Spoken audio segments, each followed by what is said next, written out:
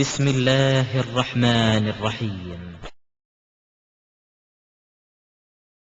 பெண்களுக்கு மாதவிடாய் வருது இல்லையா, அதுல 5 நாள் 7 நாள் அப்படின்னு வருது. அது மேல தொழலாமா அப்படின்னு சொல்லிட்டு சில பேர் தொழ வேண்டாம் அப்படின்றாங்க. அது தொழலாமா வேண்டாவா, குரான் எடுக்கலாம் அப்படின்றாங்க. சில பேர் எடுக்க வேண்டாம், அது டவுட். அது சொல்லுங்க. பெண்களுக்கு இயற்கையாக ஒரு உபாதை ஏற்படுகிறது, மாதவிடாய் ஏற்படுகிறது. இந்த மாதவிடாய் குறிப்பிட்ட நாட்கள் ஏற்படும். ஒவ்வொரு பெண்களுக்கும் ஒவ்வொரு மாதிரி. சில பேருக்கு 4 நாள் 5 நாள் 6 நாள் குறிப்பிட்ட அளவு ஏற்படும். அது அவங்கவுங்க கணக்கு வச்சுக்கிறணும், கணக்கு வைக்கணும். நார்மலா நம்முடைய உடம்புக்கு எத்தனை நாள் இந்த மாதவிடாய் ஏற்படுகிறது அது ஒவ்வொரு பெண்ணுக்கும் தெரியும்.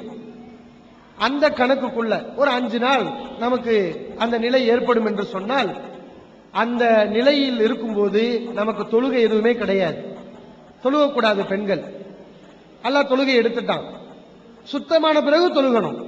அந்த மாதவிடாய் நின்ற பிறகு குளித்து விட்டு தொழுகலாம். ஆனால் மாதவிடாய் ஏற்படக்கூடிய அந்த நாட்கள்ல தொழுகை கிடையாது பெண்களுக்கு. இது ஒரு விஷயம். வேறு என்ன இல்ல, நோன்பு கிடையாது. ரமலான் நோன்பு வச்சிருக்கிறீங்க, மாதவிடாய் திடீர் என்று ஏற்பட்டு விட்டது, நோன்பு முடிச்சிட வேண்டியதுதான். 5 நாள் அது ஏற்படுகிறது. 5 நோன்பை விட்டு விட்டு ரமலான் முடிந்த பிறகு விடுபட்ட நோன்பை நீங்க வைக்கணும். ஆனா மாதவிடாய் ஏற்படக்கூடிய நேரத்தில் நீங்க என்ன செய்யக்கூடாது, நோன்பு வைக்க கூடாது. இந்த 2 தான் நீங்க செய்யக்கூடாது. பெண்களாகிய உங்களுக்கு மாதவிடாய் நேரத்தில் செய்யக்கூடாது என்று சொல்லப்பட்ட விஷயங்கள் இந்த 2 தான். ஒன்னு தொழுகை, இன்னொன்று நோன்பு. இந்த 2 தான். குரான் ஓதுறது கூடுமா கூடாதா? குரான் ஓதுறதுக்கு மார்க்கத்தில் தடையே இல்லை. நபிகள் நாயகம் ஸல்லல்லாஹு அலைஹி அவர்கள் இதை தடை செஞ்ச மாதிரி குரான் ஓதுறத தடை பண்ணாங்களா? பெண்கள் மாதவிடாய் நேரத்தில் குரானை தொடக்கூடாது அப்படின்னு சொன்னாங்களா? சொல்லல. அவங்க தடை போடல, அனுமதிச்சிருக்கிறாங்க. குரானை தாராளமா தொடலாம். ஏன்னா குரான் என்பது நபிகள் நாயகம் ஸல்லல்லாஹு அலைஹி வஸல்லம் காலத்துல தொடக்கூடிய ஒரு நிலையில இல்ல.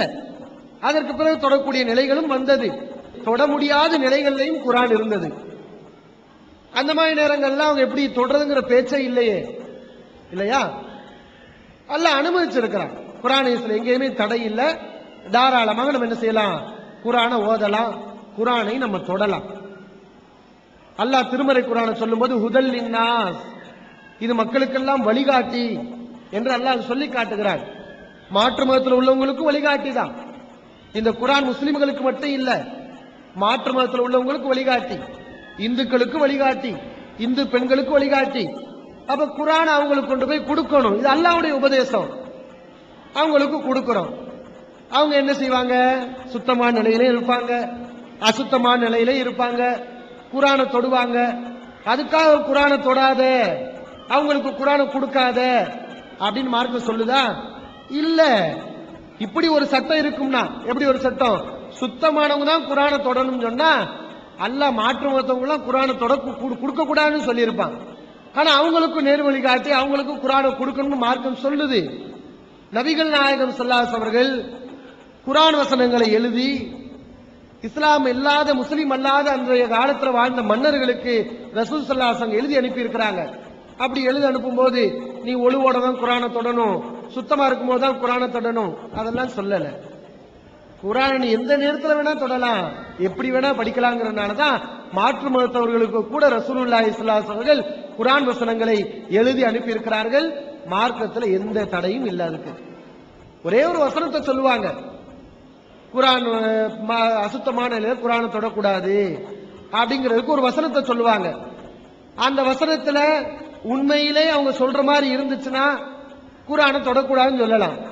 ஆனா அவங்க காட்டுற வசனத்துக்கும் அவங்க சொல்ற சட்டத்துக்கும் சம்பந்தமே இருக்காது. அவங்க என்ன வசனத்தை காட்டுவாங்க, குரான்ல ஒரு வசனம் இருக்குது, லா யமஸ்ஸுஹு இல்லல் முத்தஹ்ஹரூன், அதை தூய்மையானவர்களை தவிர வேறு யாராலும் தொட மாட்டார்கள், தொட முடியாது. தூய்மையானவர்களை தவிர வேறு யாரும் அதை தொட முடியாது அப்படின்னு இருக்குது.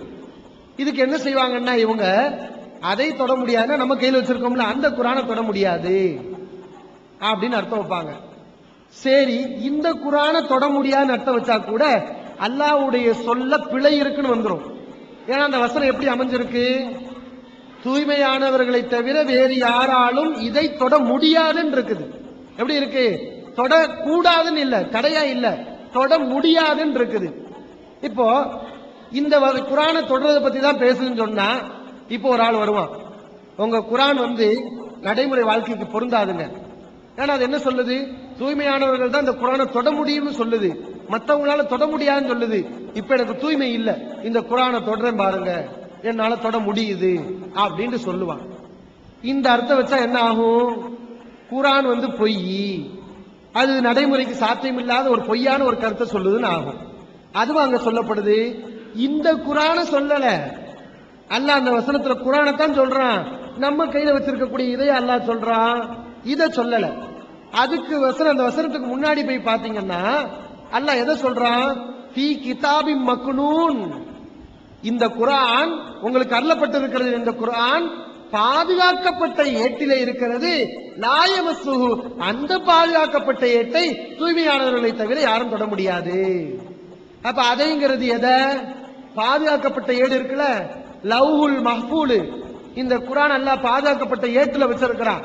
அந்த லவ்ஹே மஹ்ஃபூல வானவர்கள் இருக்கிறாங்க, தூய்மையானவர்கள், அவங்க தான் தொட முடியும். வேறு யாரும் சைத்தான்கள் யாரும் தொட முடியாது அப்படின்னு அல்லாஹ் சொல்றான். யாருக்கு சொல்றான்? எப்ப சொல்றான்? அல்லாஹ் மக்கள்கிட்ட ஒரு நம்பிக்கை இருந்துச்சு. நபிகள் நாயகம் ஸல்லல்லாஹு அலைஹி காலத்துல மக்கள் ஒரு நம்புனாங்க, இந்த குரான முகமதுக்கு சைத்தான் சொல்லி கொடுக்குது, வானவர்கள் சொல்லல அப்படின்னு நம்புனாங்க. அவங்களுக்கு தான் அல்லாஹ் பதில் கொடுக்கிறான். லவ்வே மஹ்ஃபூல்ல இந்த குரானை வச்சிருக்கிறேன், அந்த லவ்வே மஹ்ஃபூல்ல இருந்து வானவர்களுக்கு அந்த குரான் அருளப்படுகிறது. அந்த லவ்வே மஹ்ஃபூலை சைத்தான்கள் தொட முடியாது, நெருங்க முடியாது, வானவர்களால் தான் நெருங்க முடியும். அப்ப இந்த வசனத்துல சொல்லப்படக்கூடிய அதைங்கிறது இதை இல்ல, லவ்வே மஹ்ஃபூல. தூய்மையானவர்கள் நம்மளை இல்ல, யார? வானவர்களை. அல்லாஹ் இன்னொரு இடத்துல கூட சொல்லி காட்டுறான், பி ஐதி சஃபரா கிராமின் பரரா, சங்கைக்குரிய எழுத்தர்களுடைய கையில் இந்த குரான் இருக்கிறது. குரான் யாருடைய கையில் இருக்கு? சங்கைக்குரிய வானவர்களுடைய எழுத்தருடைய கையில் இருக்குது, சைத்தான்களால தொட முடியாது. அப்படி சொல்லப்பட்ட வசனத்தை மாத்தி அதை இந்த குரான் வச்சு, தூய்மையானவர்கள்னா இங்க குளிக்காம இருக்கிறான்ல அவனை வச்சு, எப்படி எல்லாம் அல்லாஹ்வுடைய வசனத்துல இப்படி திருதாளம் செய்யறாங்கன்னு பாருங்களேன். ஒரு வசனம் சொல்லுதுன்னா எந்த கருத்துல சொல்லப்படுதுன்னு நம்ம பார்க்கணும் இல்லையா? ஒருத்தவன் டீ குடிக்க போனானா, டீல பாத்தீங்கன்னா ஈ விழுந்து கிடக்குது. அப்ப டீ வாங்கினவன் கேட்டானா, என்னப்பா ஈய போட்டு தர்ற அப்படின்னு. கடைக்காரன் சொன்னானா, நீ கொடுத்த காசுக்கு ஈய தான் தர முடியும், யானையவா போட முடியும்னு சொன்னானா. இது எவ்வளவு பெரிய கிண்டல். அவன் என்ன கருத்துல கேட்கிறான்? ஏண்டா டீ உழுவக்கூடாதுடா, ஈ சுத்தமா இருக்கணும்டா அப்படின்னு கேட்டா, யானைய போடணும்னு அவன் கேட்டான். இப்படி ஒரு வார்த்தை சொன்னா அதனுடைய அர்த்தம் என்ன, அதனுடைய பொருள் என்னங்கிறத புரியணும். பொருள் விளங்காம புரியக்கூடாது. இதே மாதிரி இன்னொரு விஷயத்தையும் சொல்லலாம். இங்கு சிறுநீர் கழிக்க கூடாது அப்படின்னு போர்டு வச்சிருக்கிறாங்க. ஒருத்தன் போய் கழிக்கிறான், ஒரு ஆள் எச்சரிக்கிறான், போலீஸ் புடிச்சிட்டு போயிருந்தா, போலீஸ் புடிச்சிட்டு போட்டோம், கீழே போறத போலீஸ் புடிச்சிட்டு போகட்டும் அப்படின்டா. அவன் எதை சொன்னா? உன்னைய புடிச்சிட்டு போயிருந்து சொன்னா அவன் சொல்றது என்ன? இந்த மாதிரி என்ன அர்த்தத்துல சொல்லப்பட்டதுங்கிற விளங்காம தவறாக புரியப்பட்டு இந்த வசனத்திலிருந்து சட்டம் எடுக்கப்பட்ட விஷயம்தான் அசுத்தமானவர்கள் குரானை தொடக்கூடாதுன்னு சொல்லி இருக்கிறாங்க. ஆனா அதுக்கும் குரானுக்கும் ஹதீஸுக்கும் சம்பந்தமே இல்லை. சில ஹதீஸ்களை சொல்லுவாங்க, நான் மாதவிடாய் பெண்ணுக்கும் சுத்தமான நிலையில உள்ளவர்களும் குரானை ஓதக்கூடாதுன்னு ரசூல்லா சொல்லி இருக்கிறாங்க. ரசூல்லா சொல்லல, பலகீனமான ஹதீஸ், ஆதாரபூர்வமான செய்தி இல்ல. பெண்கள் ஜும்மாவுக்கு என்ன செய்யலாம்? மாதவிடாய் உள்ள பெண்கள் ஜும்மாவுக்கு கலந்துக்கிறலாம் அப்படின்னு ஜாக்கில் உள்ள சில சகோதரர்கள் சொல்லிட்டு இருக்கிறாங்க. அது சரியான கருத்தான்னு கேட்கிறாங்க. பெண்கள் பள்ளிக்கு வருவதற்கு கூடாது, பெண்கள் பள்ளிக்கு சுத்தமான நிலையில வரலாம். மாதவிடாய் உள்ள நிலையில் பெண்கள் பள்ளிவாசலுக்குள்ள வரக்கூடாது. அது பெண்கள் மட்டும் இல்ல, ஆம்பளைகளுக்கு குளிப்பு கடமையா இருந்தாலும் பள்ளிவாசலுக்குள்ள வரக்கூடாது. ஆண்களும் அசுத்தமான நிலையில பள்ளிக்குள்ள வரக்கூடாது, பெண்களும் வரக்கூடாது. இது மார்க்கத்துடைய சட்டம். அப்ப ஜும்மா நடக்கும்போது, ஜும்மா எங்க நடக்கும்? பள்ளியில் தான் நடக்கும். பள்ளி நடக்கும்போது மாதவிடாய் உள்ள பெண்கள் பள்ளிக்குள்ள உட்காரலாமா? அனுமதி இல்லை. பள்ளிக்குள்ள உட்கார்றதுக்கு அனுமதி இல்லை. அதே நேரத்தில் பள்ளி வாசல்ல ஒரு தனி இடத்த நீங்க வச்சிருக்கிறீங்க, அங்க தொழுகை நடக்காது. அது வந்து ஆபீஸா வச்சிருக்கிறீங்க, நிர்வாக வேலைகளுக்காக வச்சிருக்கிறீங்க, அது பள்ளிவாசலா இல்ல, வேறு பல வேலைகளுக்காக அதை வச்சிருக்கிறீங்க அப்படின்னு சொன்னா அந்த இடத்துல மாதவிடாய் உள்ள பெண்கள் வந்து உட்கார்ந்து ஜும்மாவுல இமாம் சொல்றதை என்ன செய்யலாம், கேட்டுக்கலாம். பள்ளிக்கு வரலாம். எங்க வரலாம்? பள்ளிவாசல் என்று முடிவு செய்யப்பட்ட இடத்துக்கு வரக்கூடாது.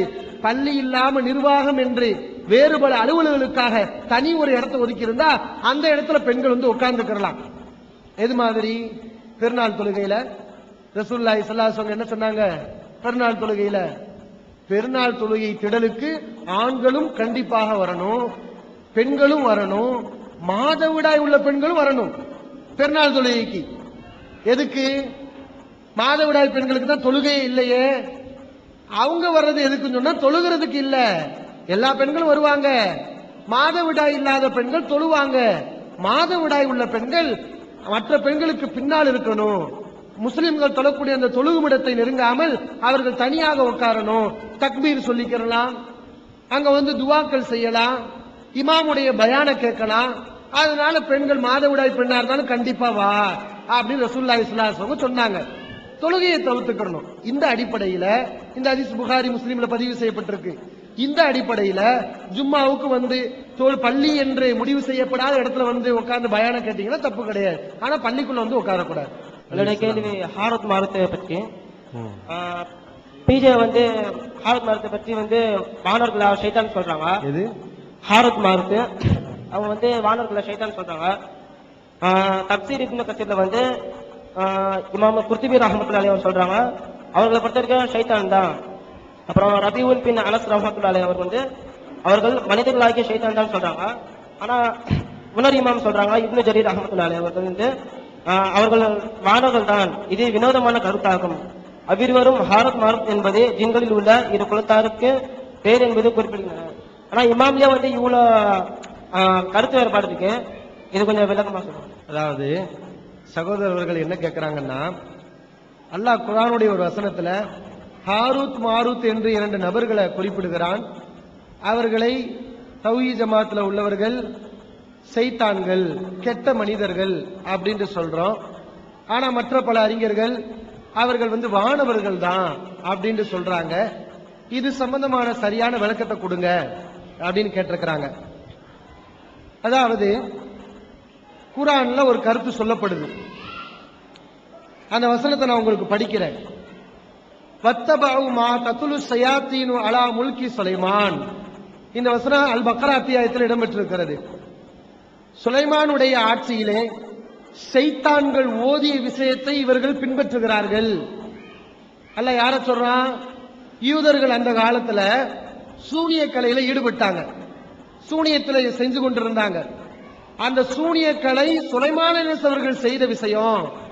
சுலைமான சூனியத்தை செஞ்சு வந்தாங்க. அந்த சூனியத்தால தான் ஜின்களை எல்லாம் வசப்படுத்துறாங்க, மாளிகைகளை கட்டினாங்க, பல வசதிகளை பெருக்கிக் கொண்டார்கள். எல்லாம் அந்த சூனியத்தால தான். ஆக இந்த சூனிய கலையை வித்திட்டவர் யாரு? சுலைமான் தான் அப்படின்னு யூதர்கள் ஒரு தப்பான கருத்தை சொன்னாங்க. அல்லாஹ் அதை மறுத்து குர்ஆன்ல ஒரு வசனத்தை இருக்கிறான். வத்தபஉ மா தத்லு ஷயாத்தீனு அலா முல்கி சுலைமான். சுலைமானுடைய ஆட்சியில சைத்தான்கள் ஓதியதை தான் இவர்கள் பின்பற்றுகிறார்கள். அப்ப யார் ஓதல? ஒமா கஃபர சுலைமான். சுலைமான் இந்த குஃப்ரான காரியத்தை செய்யவில்லை. வலாக்கின்ன ஷயாத்தீன கஃபரு. சைத்தான்கள், கெட்ட மனிதர்கள் தான் இந்த சூனிய கலையில ஈடுபட்டாங்க. சூனியத்துக்கும் சுலைமானுக்கும் சம்பந்தம் இல்ல அப்படின்னு அல்லாஹ் என்ன செய்யறான்? சொல்லிட்டு வர்றான்.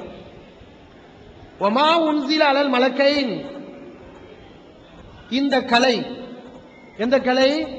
சூனிய கலை மலக்குமார்கள் மீது அருளப்படவில்லை. பி பாபில ஹாரூத் வ மாரூத். பாபில் என்ற ஊரிலே ஹாரூத் மாரூத் என்ற சைத்தான்கள் மீதுதான் இந்த கலை, அவர்கள் தான் இந்த கலையை செய்தார்கள், அவர்கள் தான் இந்த சைத்தான்கள் அப்படின்னு என்ன செய்கிறான்? அல்லாஹ் ரப்பல் ஆலமீன் சொல்லி காட்டுகிறான். இப்ப என்ன பிரச்சனைனா, அல்லாஹ் சொல்றான்ல ஹாரூத் மாரூத்னு, அவங்க என்ன பண்ணாங்க? அடுத்த வசனத்துல வருது, ஒமாயு அல்லிமானி மின் அஹதின் ஹத்தா யகூலா இன்னமா நஹனு ஃபித்னத்துன் ஃபலா தக்ஃபுர். அவர்கள் மக்களுக்கெல்லாம் அந்த சூனிய கலையை கற்றுக் கொடுத்தார்கள். யாருக்கு? இந்த இரண்டு நபர்களும் ஹாரூத்தும் மாரூத்தும் மக்களுக்கு சூனிய கலையை கற்றுக் கொடுத்தார்கள். அப்படி அவர்கள் கற்றுக் கொடுக்கும் போது நாங்கள் குழப்பமாக இருக்கிறோம், காஃபிரா போயிராத, இந்த சூனிய கலையை படிக்கிறது குஃபுரான வேலை, இந்த சூனிய கலையில ஈடுபட்டனா நீ காஃபிரா போயிருவ அப்படின்னு அந்த ரெண்டு பேரும் சொன்னாங்க. சூனிய கலையை கத்துக் கொடுக்கிறது காஃபிரான வேலை, சுலைமான் நபி இந்த சூனிய கலையை கத்துக் கொடுக்கல, அத ஒருத்தன் போய் படிச்சானா காஃபிரா போயிருவான் அப்படின்னு அந்த வசனத்துல சொல்லப்படுது. இப்ப நம்ம என்ன சொல்றோம்? இந்த ஹாரூத் மாரூத் ரெண்டு பேரும் அல்லாஹ் முன்னாடி சொன்னானே சைத்தான்கள் தான் இந்த சூனிய கலையை கற்றுக் கொடுத்து காஃபிரா போனாங்கன்னு, அந்த சைத்தான்கள்ல உள்ள நபர்கள் தான் இந்த ஹாரூத்தும் மாரூத்தும்னு நம்ம சொல்றோம். ஆனா மற்ற சில பேர் என்ன சொல்றாங்க? இல்ல, இந்த ஹாரூத்து மாரூத்து வானவர்கள்னு சொல்றாங்க.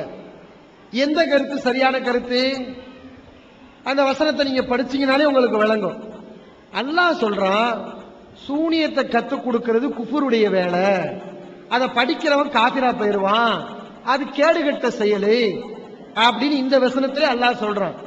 இந்த காரியத்தை ஹாரூத்து மாரூத்து செஞ்சிருக்கிறாங்க. இப்போ ஹாரூத்து மாரூத்து வானவர்கள் சொன்னா என்ன அர்த்தம் வரும்? வானவர்கள் இந்த குஃபுரான காரியத்தை மக்களுக்கு சொல்லி கொடுத்திருக்கிறாங்க. வானவர்கள் என்ன பண்ணிருக்கிறாங்க? இந்த குஃபுரான காரியத்தை மக்களுக்கு சொல்லி கொடுத்திருக்கிறாங்க. அப்ப அவங்க காஃபிரா போயிட்டாங்க. மத்தவங்க காஃபிரா போறதுக்கு அவங்க காரணமா இருந்திருக்கிறாங்க அப்படின்னு அர்த்தம் வரும். நம்ம என்ன சொல்றோம்? எதுக்குங்க வானவர்களை காஃபிரா போயாக்கி அப்படியே பாரதூரமா அர்த்தம் கொடுக்கணும்? அவங்க ரெண்டு பேரும் வானவர்கள் கிடையாது, அந்த காரியத்தை செய்யறவன் சைத்தான் அல்லாஹ் சொல்றான், அவன் சைத்தான்னு சொல்லுங்க, வானவர்கள் சொல்லாதீங்க.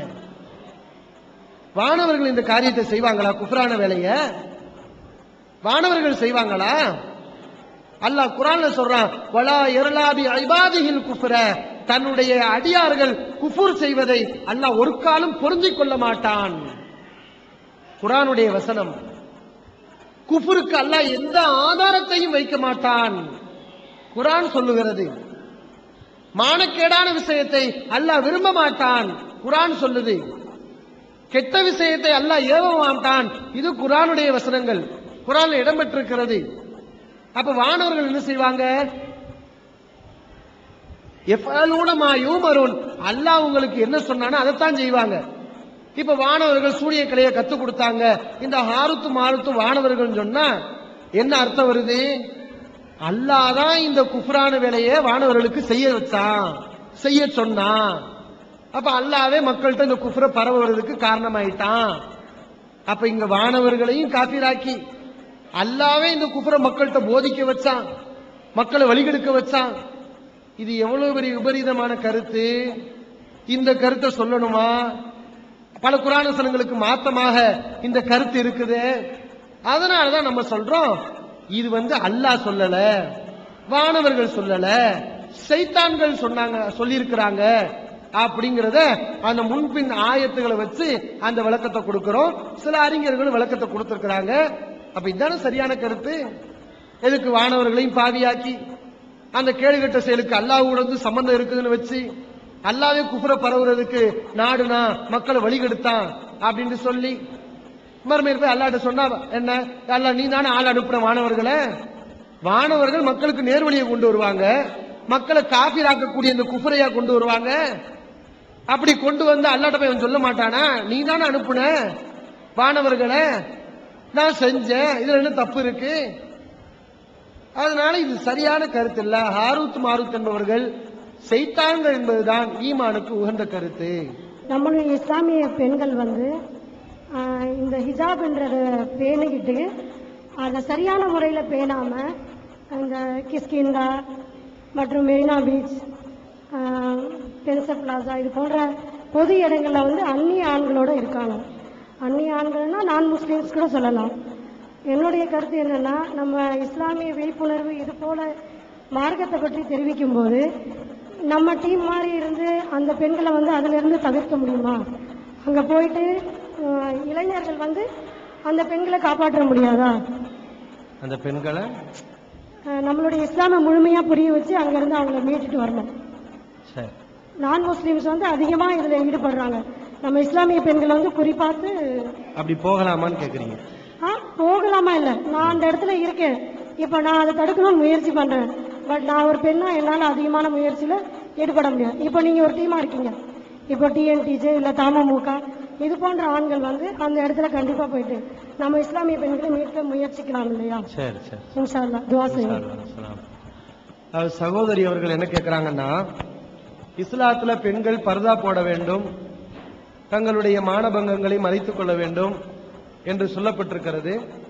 ஆனால் இன்றைக்கு இஸ்லாமிய பெண்கள் என்று பல பேரு கிஷ்கிந்தா, பீச்சுகள் இப்படி பல இடங்களுக்கு சுத்தி கொண்டிருக்கிறாங்க. அப்படி சுத்தி கொண்டிருக்கக்கூடிய அந்த பெண்களை என்ன செய்யறது? ஜமாத்தினர்கள் இருக்கிறாங்க, தௌஹீத் ஜமாத் இருக்கிறாங்க. அந்த பெண்களுக்கு அந்த காரியத்தை தடுக்கிறதுக்காக ஏதாவது செஞ்சா என்ன அப்படின்னு நல்ல ஒரு ஆலோசனை சொல்றாங்க. முதல்ல பர்தாவை பத்தி நம்ம விளங்கிக்கிறோம். பர்தா என்பது பெண்களுக்கு கண்ணியம், அது பெண்களை கட்டுப்படுத்தக்கூடிய ஒரு கவசம் அல்ல, பெண்களை மதிக்கக்கூடிய பெண்களுடைய பாதுகாப்புக்காக அல்லாஹ் போட்ட சட்டம் அது. இன்னைக்கு நடைமுறையில பாக்குறோம், பேப்பரை திறந்தா ஒரே கற்பழிப்பு. இன்னைக்கு பேப்பரை பாத்தீங்கன்னா குறைஞ்சது 5 கற்பழிப்புக்கு குறைஞ்சு கிடையாது. ஒவ்வொரு நாளும் பேப்பர்ல பாருங்க, முக்குக்கு முக்கு சின்ன சின்ன குழந்தை உட்பட அந்த அளவுக்கு காலம் வந்து ரொம்ப மோசமாகி போச்சு. சமீபத்தில் டெல்லியில கூட ஒரு இளம்பெண், அதுக்கு காரணம் என்ன? பெண்ணு கற்பழிக்கப்படுகிறாள் சொல்லுவாங்க. எதனால கற்பழிக்கப்படுகிறாள்? அதுக்கு காரணம் என்ன? இவதான அறகுற ஆடையை உடுத்துறது, ஆண்களை கவர்ற மாதிரி ட்ரெஸ்ஸை உடுத்துறது, அல்லாஹ் மறைக்கணும்னு சொன்ன இடத்தை வெளிப்படுத்தி காட்டுறது. அப்ப ஒரு ஆம்பளுடைய கவனத்தை ஈர்க்குது. ஒரு நல்ல மனுஷனை கூட காட்டு மிராண்டியா மாத்துது ஒரு பெண்ணுடைய உடல். அவன் என்ன செய்யறான்? தப்பு தண்டாக்களை செய்யறான், கடைசியில கொலை பண்ணிட்டு போறான். நள்ளிரவுல சுத்துறது. இந்த டில்லியில இறந்து பண்ண பெண்ணு கூட யாரு? நைட்டு 12 மணிக்கு 2 மணிக்கு செகண்ட் ஷோ பார்த்துட்டு ஒரு அந்நிய ஆம்பளையோட பஸ்ல தனியா போய் இப்படி போன பொம்பளை தான் சிக்கி இறந்து போயிருக்கிறான். அப்ப அல்லாஹ்வுடைய சட்டத்தை நம்ம ஒழுங்கா கடைபிடிச்சோம் வைங்களேன், இந்த உலகத்துல நமக்கு பாதுகாப்பு, கண்ணியம், மறுமையிலையும் கண்ணியம், சிறப்பு. இன்னைக்கு அதை எல்லா பேரும் ஒத்துருக்கிறாங்க. முஸ்லிம்கள் நம்ம உணர்றோமோ இல்லையோ, மாற்றார்கள் அதை உணர்கிறார்கள். முஸ்லிம்கள் அல்லாதவர்கள் இது உண்மையான சட்டம்னு உணர்றாங்க. அமைச்சர்கள்லாம் பேசுறாங்க, பல அமைச்சர்கள் பெண்களுக்கு எதிரான இந்த வக்கிர கொடுமைகளை, பாலியல் கொடுமைகளை முடிவுக்கு கொண்டு வரணும்னா அதுக்கு ஒரே வழி, பெண்களுடைய அந்த அரைகுறை ஆடைகளை ஒழிக்கணும். இஸ்லாமிய பெண்கள் உடுத்துற மாதிரி முறையான உடைகளை பெண்கள் உடுத்தணும். யாரு சொல்றா? மதுரை ஆதீனம் அருணகிரிநாதர் சொல்றார். அவர் ஒரு இந்து மத சாமியாரு. அவர் சொல்றாரு, இந்திய பெண்கள் முஸ்லிம் பெண்கள் உடுத்துறாங்கல்ல பர்தா, ஒழுக்கமான ஆடை. அவங்களுக்கு எங்கேயாவது இடுப்பு தெரியுதா? கழுத்து தெரியுதா? முதுகு தெரியுதா? ஒரு ஆம்பளை முதுகு தெரியாம இடுப்பு தெரியாம ஒழுங்கா ட்ரெஸ் பண்ணிட்டு வர்றான், பொம்பளை நீ எதுக்கு உடுத்துற? அப்ப இஸ்லாமிய பெண்கள் உடுத்துற மாதிரி நீங்க எல்லாம் பர்தா உடுத்துங்க இந்திய பெண்கள், பாலியல் வன்முறை குறையும். ஒரு இந்து மத சாமியார் சொல்றார். அவர் வாயிலிருந்து அல்லாஹ் உண்மையை வர வச்சிருக்கிறான். அப்ப அப்படிப்பட்ட ஒரு உன்னதமான மார்க்கத்தில் இருக்கிறோம். இந்த சட்டத்தை நம்ம உயிரை விட மேலா மதிக்கணுமா இல்லையா? நம்ம மதிக்காம வேற யாரும் மதிக்க போறா? நம்ம தானே மதிக்கணும். இத சஹாபிய பெண்கள் எந்த அளவுக்கு இதுல கவனமா இருந்தாங்கன்னு பாருங்க. ஒரு விஷயத்தை சொல்றேன் உங்களுக்கு. புகாரில பதிவு செய்யப்பட்டிருக்கிறது. ஒரு பெண்மணி, கருப்பு நிற பெண்மணி வருவாங்களா, சஹாபாக்கள் சொல்லுவாங்களா, சொர்க்கத்து பெண்கள்ல யாராவது நீங்க பார்க்கணுமா, இந்த பெண்ணை பாருங்கன்னு சொல்லுவாங்களா. ஏன்னா உங்க உலகத்துல வாழும் போதே சொர்க்கத்து பெண்மணி என்று அல்லாஹ்வின் தூதர் ஸல்லல்லாஹு அலைஹி வஸல்லம் நன்மாராயம் கூறப்பட்டவர். அவர் சொர்க்கத்துக்கு போகிற அளவுக்கு என்ன செஞ்சாரு பாருங்க. ஒரு முறை அந்த பெண்மணி ரசூலுல்லாஹி ஸல்லல்லாஹு அலைஹி வஸல்லம் வந்து, அல்லாஹ்வின் தூதரே, இன்னி உஸ்ராவு வ தகஷஃபு, எனக்கு வலுப்பு நோய் வருகிறது. நான் ரோட்ல போய்கிட்டு இருக்கும் போது எனக்கு பிக்ஸ் வந்து வலுப்பு நோய் வந்து கீழே விழுந்து விடுகிறேன், என்னுடைய ஆடை அகன்று விடுகிறது. ஃபதுல்லாஹலி, அல்லாஹ்விடத்துல எனக்காண்டி துஆ செய்யுங்க, இந்த மாதிரி நோய் வரக்கூடாது, இந்த பிக்ஸ் நோய் என்கிட்ட வந்து நீங்கணும், அல்லாஹ்ட்ட துஆ பண்ணுங்க. ரசூல் ஸல்லல்லாஹு அலைஹி வஸல்லம் கேட்கறாங்க அந்த பெண்மணி. ரசூல் ஸல்லல்லாஹு அலைஹி வஸல்லம் சொல்றாங்க, இத பாருங்கம்மா, நீங்க விரும்பினா நான் அல்லாஹ்ட்ட துஆ செய்யறேன், அல்லாஹ் இந்த நோயை நீக்கிடுவான். ஆனா இந்த நோயை நீங்க பொறுத்துக்கிட்டீங்க, அல்லாஹ் உங்களுக்கு சொர்க்கத்தை கொடுப்பான். உங்களுக்கு சொர்க்கம் வேணுமா அல்ல இந்த உலகத்துல நோய் நீங்கணுமா? நபிகள் நாயகம் ஸல்லல்லாஹு அலைஹி வஸல்லம் கேட்கிறாங்க. இந்த ஹதீஸ் எங்க இருக்கு? புகாரில பதிவு செய்யப்பட்டிருக்கிறது. நம்மளா இருந்தா என்ன சொல்லுவோம்? சொர்க்கமா? அது எங்க இருக்கு? அது யாரு பார்த்தா? அது அப்புறம் பார்த்துக்கிடுவோம். உலகத்துல வாழணுமே, நோயை நீக்குங்க அப்படின்னு உலகத்தை தேர்வு செய்வோம். ஆனா அந்த பெண்மணி சொன்னாங்க, அல்லாஹ்வின் தூதரே, இந்த நோயை பொறுத்து கொண்டால் எனக்கு சொர்க்கம் கிடைக்கும் என்றால் நான் சொர்க்கத்தை தேர்வு செய்கிறேன், இந்த நோயை நான் சகித்துக் கொள்கிறேன். அந்த பெண்மணி சொல்றாங்க. அதோட அந்த பெண்ணுடைய ஈமானுடைய உறுதி முடியல. அதுக்கு பின்னாடி ரசூலுல்லாஹி ஸல்லல்லாஹு அலைஹி வஸல்லம் கேட்கிறாங்க, அல்லாஹ்வின் தூதரே, இந்த நோய் வேண்டுமானால் இருக்கட்டும், நான் பொறுத்துக் கொள்கிறேன். தெருவிலே செல்லும் போது நான் கீழே விழுந்தாலும் பரவாயில்லை, ஆனால் அப்படி நான் நோய் வந்து தெருவிலே விழக்கூடிய நேரத்திலே என்னுடைய ஆடை அகலுகிறது. ஃபதோல்லாஹலி அல்லாஹ் அத்தகஸ்ஸஃப, என்னுடைய ஆடை அகலாமல் இருக்க நீங்கள் அல்லாஹ்விடத்தில் துஆ செய்யுங்கள். நான் பர்தாவை கடைபிடிக்க வேண்டும், அல்லாஹ்விடத்தில் துஆ செய்யுங்கள்.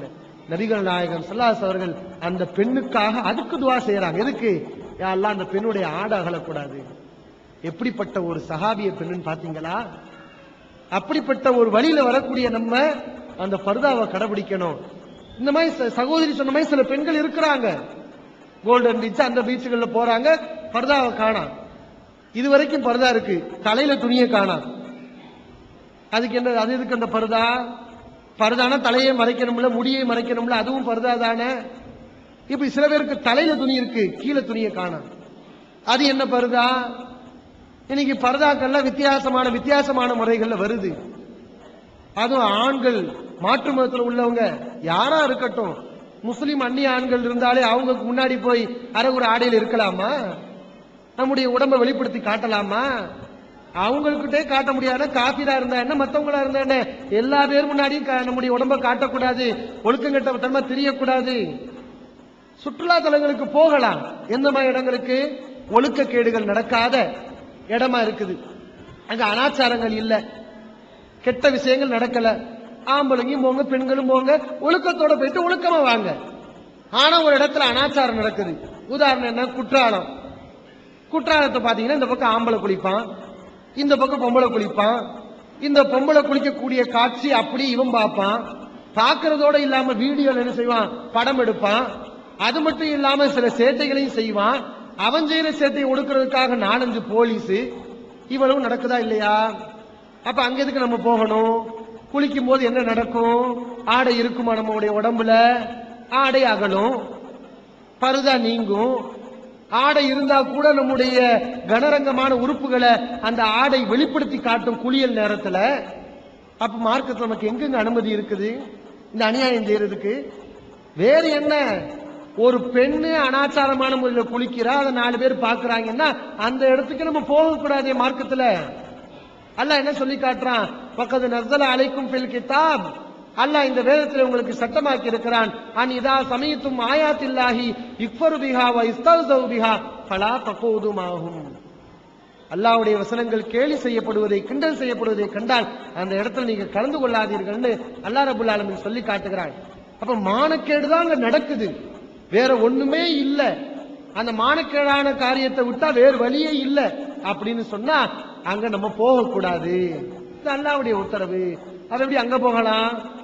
சரி, இந்த மாதிரி கார்டன்களுக்கு போறோம், போகும்போது பர்தாவோட போன பிரச்சனை இல்ல. ஆனா அங்க போய் குளிக்கிறது அந்நிய ஆண்கள் பார்ப்பாங்களா இல்லையா? அந்நிய ஆண்களுடைய பார்வைப்படாது, பெண்களுக்கு தனியான அறை இருக்குது, பிரச்சனையே இல்லைன்னு சொன்னா தப்பு கிடையாது. அந்நிய ஆண்கள் பார்க்கக்கூடிய ஒரு நேரத்தில் நம்ம அதை பேணணுமா இல்லையா? ரசூலுல்லாஹி ஸல்லல்லாஹு அலைஹி வஸல்லம் சொன்னாங்க, திருமதியில் இந்த ஹதீஸ் பதிவு செய்யப்பட்டிருக்கிறது. ஐயுமா இம்ராத்தின், எந்த பெண்மணி தன்னுடைய கணவனுடைய வீடு அல்லாத வேறு ஒருவருடைய இடத்துல, கணவனுடைய வீடு அல்லாத வேறு ஒரு இடத்துல, பொது இடத்துல தன்னுடைய பர்தாவை அகற்றுவாளோ, ஆடையை அவிழ்த்து வைப்பாளோ, தனக்கும் தன்னுடைய ரப்புக்கும் மத்தியில் உள்ள திரையை அவள் கிழித்துக் கொள்கிறாள், அகற்றிக் கொள்கிறாள். ரசூலுல்லாஹி ஸல்லல்லாஹு அலைஹி வஸல்லம் சொல்கிறார், அவன் ஒழுக்கங்கெட்ட பெண்மணின்னு ரசூலுல்லாஹ் சொல்றாங்க.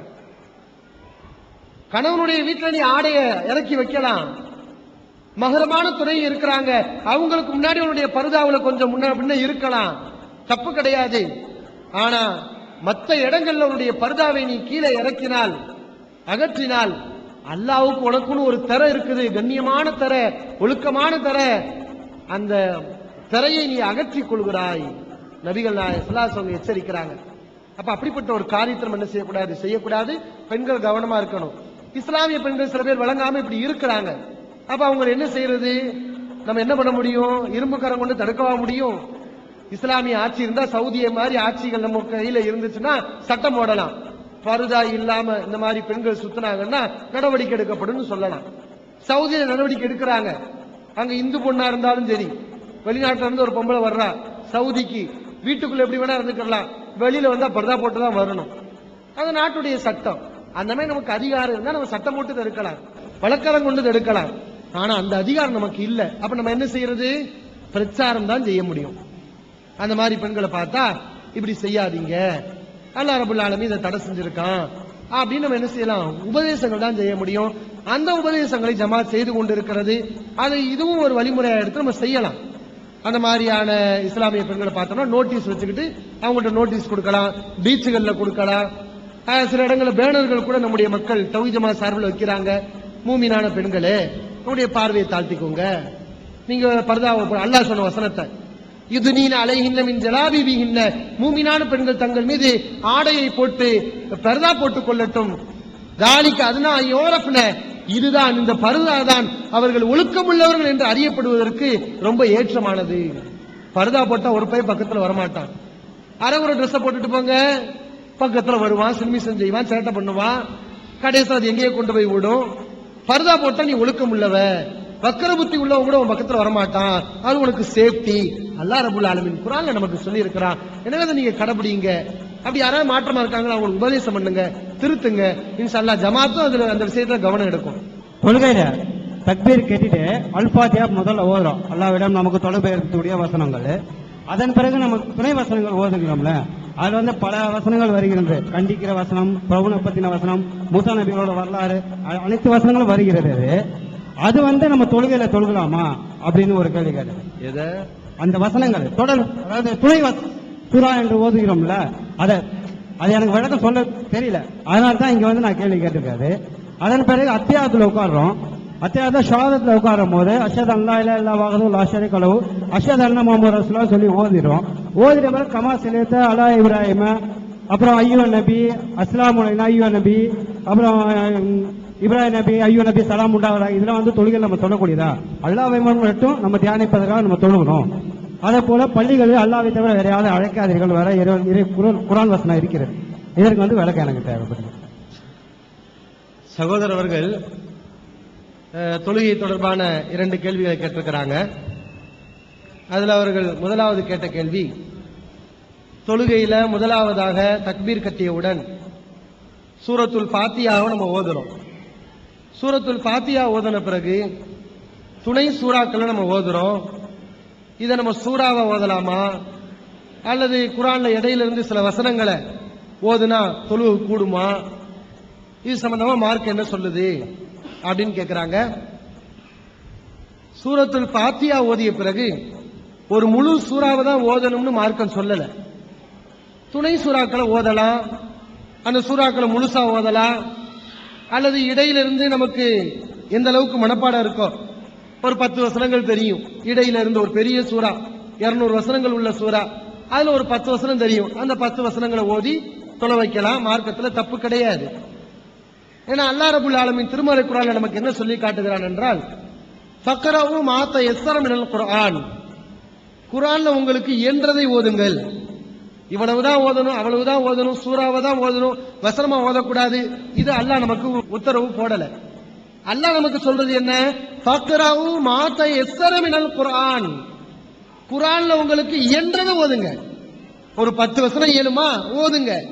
ஒரு சூறா முழுக்க ஓத முடியுமா, சூறா முழுக்க ஓதுங்க. எப்படி ஓதினாலும் அது மார்க்கத்துல குற்றம் இல்லை. சொல்ல போனால் இந்த துணை சூறாங்கிறது அது உபரியான ஒரு விஷயம்தான், அது கட்டாயம் கிடையாது. தொழுகையில நீங்க வெறுமனே ஃபாத்தியா சூறா மட்டும் ஓதி தொழுகையை முடிச்சுக்கிட்டீங்க, தொழுகை கூடுமா? தாராளமா கூடும். தொழுகையில் எந்த பிரச்சனையும் இல்லை, தொழுகையில் எந்த குறைபாடு வராது. துணை சூறாக்கள் என்பது உபரியா நம்ம ஓத வேண்டியதுதான்.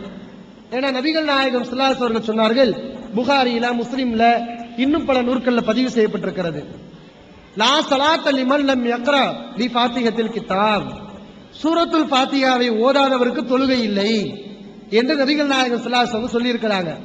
இந்த அடிப்படையில சூரத்துல் ஃபாத்தியா ஓதுறது கட்டாயம். சூரத்துல் ஃபாத்தியா போக துணை சூறாக்கள் மற்ற வசனங்கள் ஓதுறது கட்டாயம் இல்லை. விரும்பினா ஓதலாம், கூடுதல் நன்மை. ஓதாமல் சூரத்துல் ஃபாத்தியா மட்டும் ஓதிட்டு தொழுகையை ஓதுறோம், முடிக்கிறோம், அது மார்க்கத்துல குற்றம் கிடையாது. இதுதான் மார்க்கத்துல உள்ள விஷயம்.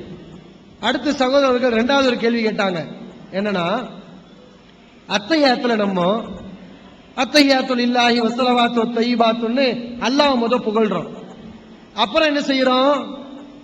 அந்த அத்தஹியாத்துல அஸ்ஸலாமு அலைக்க அய்யுஹன் நபியு, நபியே உங்கள் மீது சலாம் உண்டாகட்டும் அப்படி நபியை கூப்பிட்டு என்ன செய்யறோம்? சலாமு சொல்றோம். இதுல என்ன வருது? நபியே உங்கள் மீது சலாம் உண்டாகட்டும் ரசூலுல்லாஹ்வை நம்ம கூப்பிடுறோமே, அல்லாஹ் என்ன சொல்றான் குர்ஆன்ல? வன்னல் மசாஜித லில்லாஹ், பள்ளிவாசல்கள் எல்லாம் அல்லாஹ்வுக்குரியது. ஃபலா ததூ மஅல்லாஹி அஹதா, அல்லாஹ்வோட நீங்க யாரையும் அழைக்காதீங்கன்னு சொல்றான். தொழுகையில நம்ம அல்லாஹ்வை அழைக்கணும், ஆனா ரசூலுல்லாஹ்வை நபியே உங்கள் மீது சலாம் உண்டாகட்டும் கூப்பிடுறோமே, இது சரியான நடைமுறையா இல்ல. இது எப்படி? அல்லாஹ் மட்டும் தானே கூப்பிடணும், அல்லாஹ்வை புகழ வேண்டிய இடத்துல நம்ம ரசூலுல்லாஹ்வை அழைக்கிறோமே அப்படின்னு சகோதரர்கள் கேள்வி கேட்கிறாங்க. அந்த வசனத்தை நாம் சரியான அடிப்படையில் புரியணும். அல்லாஹ்வை தவிர பள்ளிவாசல்ல யாரையும் அழைக்காதீங்கன்னு அல்லாஹ் சொல்றான், உண்மைதான். அன்னல் மசாஜித லில்லாஹ், பள்ளிவாசல் எல்லாம் அல்லாஹ்வுக்குரியது. சூரத்துல் ஜின்ல இந்த வசனம் இடம்பெற்றிருக்கிறது. அல் ஜின் என்ற ஒரு அத்தியாயம், அதுல இந்த வசனம் இருக்கிறது. பள்ளிவாசல் அல்லாஹ்வுக்குரியது. ஃபலா ததூ மஅல்லாஹி அஹதா, அல்லாஹ்வோட யாரையும் அழைக்காதன்னு அல்லாஹ் சொல்றான். இதனுடைய பொருள் என்ன? இப்ப பள்ளிவாசல்ல பாங்கு சொல்லணும், மோதினார் அங்க உட்கார்ந்து இருக்காரு. நீங்க என்ன செய்றீங்க? மோதினார் பேர் என்னது? அப்துல்லா. அப்துல்லா அந்த பாங்கு சொல்லுங்கிறீங்க. இப்ப இந்த வசனத்துக்கு நீங்க மாறு பண்ணிட்டீங்களா? அப்துல்லாவை கூப்பிடுறீங்க, அப்துல் ரஹ்மான பள்ளிவாசல் இருந்துட்டு கூப்பிடுறீங்க. இப்ப பள்ளிவாசல்ல அல்லாஹ்வை தவிர யாரையும் அழைக்க கூடாது. எப்படி நீ அப்துல்லாவை அழைக்கலாம்? எப்படி அப்துல் ரஹ்மான் அழைக்கலாம்? இது மார்க்கத்துல தப்பா? இந்த அழைப்பு அங்க சொல்லல. இது மனிதர்கள்ட்ட பேசுறது தப்பு கிடையாது. இது எந்த அடிப்படையில்? அல்லாஹ்வுடைய இடத்துல வச்சு அழைக்க கூடாது. எப்படி அழைக்க கூடாது? அல்லாஹ்வுடைய இடத்துல வச்சு அழைக்க கூடாது. அல்லாஹ்ட்ட அழைக்கிறன்னு ஒரு முறை இருக்குது. அல்லாஹ்ட்ட எப்படிங்க அழைப்போம்? அல்லாஹ்ட்ட எப்படி அழைப்போம்? அல்லாஹ்ட்ட ரகசியமா பேசுவோம், சத்தம் போட மாட்டோம். அல்லாஹ்விடத்துல வந்து பல பேர் சேர்ந்து கொண்டு பேசுவோம், அந்த மாதிரி இருக்குது. அந்த மாதிரி அழைப்பு இல்லைங்கிற காரணத்தினால அது தப்பு இல்லைன்னு சொல்லுவோம். இதே மாதிரி தான் அஸ்ஸலாமு அலைக்க முன்னிலையில பார்த்து பேசுறதெல்லாம் அழைப்பு நம்ம எடுத்துக்கிற கூடாது. இந்த அத்தஹியாத்துல வருது, நபியே உங்கள் மீது சலாம் உண்டாகட்டும் சொல்றோம். எந்த அர்த்தத்துல சொல்றோம்? அல்லாஹ்வை கூப்பிடுறோம், யா அல்லாஹ் எனக்கு அதை கொடுன்னு கேட்கிறோம். எந்த அர்த்தத்துல கேட்கிறோம்? யா அல்லாஹ் நான் பேசுறத நீ கேட்கிற, உன் காதுல விழுகுது, நீ அறிந்து கொள்கிறாய், எனக்கு இதை கொடு அப்படிங்கிற அர்த்தத்துல அல்லாஹ்ட்ட பேசுறோம். ஆனா அஸ்ஸலாமு அலைக்க அய்யுஹன் நபி, நபியே உங்கள் மீது சலாம் உண்டாகட்டும் என்று நம்ம சொல்றோமே, இது எந்த அர்த்தத்துல சொல்றோம்? ரசூலுல்லாஹ் நம்ம சொல்றத அல்லாஹ்வை நம்ம எப்படி கூப்பிடுறோமோ அது மாதிரி ரசூல் ஸல்லல்லாஹு அலைஹி வஸல்லம் நம்ம சொல்றத அறியறாங்க, கேட்கறாங்க, நேரடியா ரசூலுல்லாஹ்ட்ட பேசுறோம் இப்படிங்கிற அர்த்தத்திலயா? அந்த அர்த்தத்துல ரசூலுல்லாஹ்வை நம்ம அவங்க மேல சலாம் நம்ம சொல்லல. எந்த அடிப்படையில் செய்யறோம்? துவாங்கிற அடிப்படையில சொல்றோம். துவா செய்யும் போது ஒரு ஆள் கேட்காட்டினா கூட முன்னிலையில பார்த்து அவர்கிட்ட பேசுவோம். துவாவுல வரும், மலையில பார்த்து பேசுவோம். மலைகளே, ஓடும் மேகங்களே அப்படின்னு பாட்டு படிக்கிறான். ஓடும் மேகங்களேன்னு சொன்ன அந்த மேகம் இவன் பேசுற பேச்ச கேட்கறது அர்த்தமா? காத்தை பார்த்து கூப்பிடுவான், திடீர்னு காற்று அப்படின்னு கூப்பிடுவான். அப்படின்னா காற்றுக்கு காது இருக்குன்னு அர்த்தமா? அந்த காற்று இவன் பேசுறது கேட்குதுன்னு அர்த்தமா? இல்ல, அது ஒரு இலக்கியம். இலக்கியமா இப்படி மனுஷன் சில நேரங்கள்ல பேசுவான். துவாவுல அந்த இலக்கியம் வரும். எப்படின்னா, நபிகள் நாயகம் ஸல்லல்லாஹு அலைஹி வஸல்லம் இறந்து போனவங்களுடைய மன்னரைகளுக்கு நீங்க போனா அப்ப நீங்க அவங்களுக்காண்டி துவா செய்யுங்கன்னு சொன்னாங்க. அது எந்த வாசகத்துல சொல்லி கொடுத்தாங்க? இந்த வாசகத்துல தான் சொல்லி கொடுத்தாங்க. அஸ்ஸலாமு அலைக்கும் தார கௌமின் மூமினீன், மூமினான மக்களே உங்கள் மீது சலாம் உண்டாகட்டும். வ இன்னா இன்ஷா அல்லாஹு பிக்கும் லாஹிகூன், அல்லாஹ் நாடினால் விரைவில் உங்களோடு வந்து நாங்க சேர போறோம். யாரை பார்த்து பேசுறோம்? யாரை பார்த்து பேசுறோம்? இறந்து போன ஆட்களை பார்த்து பேசுறோம். அஸ்ஸலாமு அலைக்கும் உங்கள் மீது உண்டாகட்டும்னு சொல்றோம். அல்லாஹ் நானா உங்களோட வந்து சேர்ந்துருவோம்னு சொல்றோம். இறந்து போனவங்க கேட்பாங்களா? இறந்து போனவங்க கேட்க மாட்டாங்க. குர்ஆனும் சொல்லுது, ரசூலுல்லாஹி ஸல்லல்லாஹு அலைஹி வஸல்லம் சொல்லி இருக்கிறாங்க. ஆனா அவங்கள பார்த்து பேசுறோமே, எப்படி பேசுறோம்? ஒரு ஆள் இறந்து போயிட்டாரு, முன்னாடி மனைவி உட்கார்ந்துருப்பா, யாருமையான கணவரே நல்லா இருந்தீங்களே, நேத்தான பேசிக்கிட்டு இருந்தீங்க, திடீர்னு போயிட்டீங்களே அப்படின்பா. கணவரை கூப்பிட்டு தான் பேசுறா. கணவர் கேட்கிறாருங்கிற அர்த்தத்திலேயே பேசுறா? அந்த அர்த்தத்துல பேசல, தன்னுடைய ஆதங்கத்தை அந்த முறையில வெளிப்படுத்துறார். ஆனா கணவர் கேட்க மாட்டார், இறந்து போயிட்டார். அந்த மாதிரி தான் இறந்து போன ஆட்களுக்கு நம்ம என்ன செய்யறோம்? அவங்களை கூப்பிட்டு சலாம் தர்றோம். எந்த அர்த்தத்துல? அவங்க கேட்கிறாங்கிற அர்த்தத்துல. அது துஆவுடைய முறையில கேட்காதவங்களை கூட முன்னிலைப்படுத்தி பேசப்படும். அந்த அடிப்படையில தான் ரசூலுல்லாஹி ஸல்லல்லாஹு அலைஹி வஸல்லம் அவங்களை பார்த்து முன்னிலைப்படுத்தி பேசுறோம். உங்கள் மீது சலாம் உண்டாகட்டும்னா ரசூலுல்லாஹ் கேட்கிறாங்கன்னு அர்த்தம் இல்ல, அவங்க மேல நான் சலாம் சொல்றேன். இப்ப முன்னிலையில பேசுவோம். இந்த பேச்சை அப்படியே கொண்டு போய் என்ன செய்வாங்க? அஸ்ஸலாமு அலைக்க அய்யுஹன் நபின்னு சொல்றோம். நபியே உங்கள் மீது சலாம் உண்டாகட்டும் சொல்றோம். இது ரசூலுல்லாஹ்வுடைய காதுல விழுகாது, ரசூலுல்லாஹ் கேட்க மாட்டாங்க. எந்த அடிப்படையில் இப்படி முன்னிலைப்படுத்தி பேசுறோம்? இந்த சலாம் அப்படியே வானவர்கள் கொண்டு போய் அங்க போய் சேர்த்துருவாங்க. இந்த ஆளு அஸ்ஸலாமு அலைக்கன்னு சொன்னாரு அப்படின்னு சேர்த்துருவாங்க. அப்ப ரசூலுல்லாஹ் அப்படியா, அப்துல்லா எனக்காண்டி சலாம் சொன்னாரா, அவர் மீது அல்லாஹ்வுடைய சலாம் உண்டாகட்டும் ரசூலுல்லாஹ் துஆ செய்வாங்க. நேரடியா கேட்கறது இல்ல. இங்க நம்ம சொன்ன சலாத்தை கொண்டு போய் கொடுக்கிறது யாரு? வானவர்கள். நபிகள் நாயகம் ஸல்லல்லாஹு அலைஹி அவர்கள் சொல்கிறார்கள், இன்னலில்லாஹி மலாயிகத்தன் சய்யாஹீன ஃபில் அர்ள். பூமியிலே சில வானவர்கள் சுற்றி கொண்டிருக்கிறார்கள். அவங்களுடைய வேலையை என்ன? யுபல்லிஊன மின் உம்மத்தி ஸலாம். என்னுடைய சமுதாய மக்கள் எனக்காக சொல்லக்கூடிய அந்த சலாத்தை அவர்கள் எனக்கு கொண்டு வந்து தருகிறார்கள். அப்ப என்ன விளங்குது? ரசூலுல்லாஹ் நேரடியா கேட்பாங்கன்னா வானவர்கள் எதுக்கு? அந்த மீடியேட்டர் எதுக்கு? ரசூலுல்லாஹ் நேரடியா கேட்க மாட்டாங்க. நம்ம சொல்றது அந்த அர்த்தத்துல இல்ல. நம்ம அஸ்ஸலாமு அலைக்கும் சொன்னாலும் அதை கொண்டு போறது வானவர்கள் தான். இத ரசூலுல்லாஹ் தெளிவா சொல்றாங்க. அப்ப இது துஆவுல கேட்காத நபர்களை கூட முன்னிலையில கொண்டு வந்து அவங்களுக்காண்டி துஆ செய்வோம். அவங்க கேட்கிறாங்கிற அர்த்தத்துல இல்ல, அது ஒரு இலக்கிய நயம். அந்த அடிப்படையில் அது சொல்லப்பட்டிருக்கிறது. ரசூல் ஸல்லல்லாஹு அலைஹி வஸல்லம் நம்ம பேசுற பேச்சுகள் நேரடியா கேட்க மாட்டாங்க. அதான் அதனுடைய வசனத்துக்கு விளக்கம். அதனால அந்த வசனத்துக்கு விளக்க முரண்பாடு இல்ல. அல்லாஹ் அழைக்கிற மாதிரி அழைக்கல இல்ல. நம்ம இங்க அவங்களுக்கு பிரார்த்தனை செய்யறோம், அவ்வளவுதான். அல்லாஹ்ட்ட நம்ம என்ன செய்வோம்? நம்ம பேசுறது அல்லாஹ் கேட்கிறான் அப்படின்ட்டு கேட்போம். இங்க ரசூலுல்லாஹ்ட்ட நம்ம எதையும் கேட்கல. ரசூலுல்லாஹ் கேட்கிறாங்கன்னு நம்ம விளங்கவும் இல்ல. உங்களுக்கு துஆ செய்யற இந்த துஆவை வானவர்கள் கொண்டு போய் சேர்த்துருங்கன்னு நம்ம நம்புறோம். இதுல என்ன அல்லாஹ்வுடைய இடத்துல வச்சுட்டோம்? அல்லாஹ் புகழ்ற மாதிரி, அல்லாஹ் அழைக்கிற மாதிரி ரசூலுல்லாஹ்வை இல்ல. மாற்று மதத்தவர்கள் பண்டிகை காலங்கள்ல கொடுக்கிற பொருள்களை வாங்கி சாப்பிடலாமா?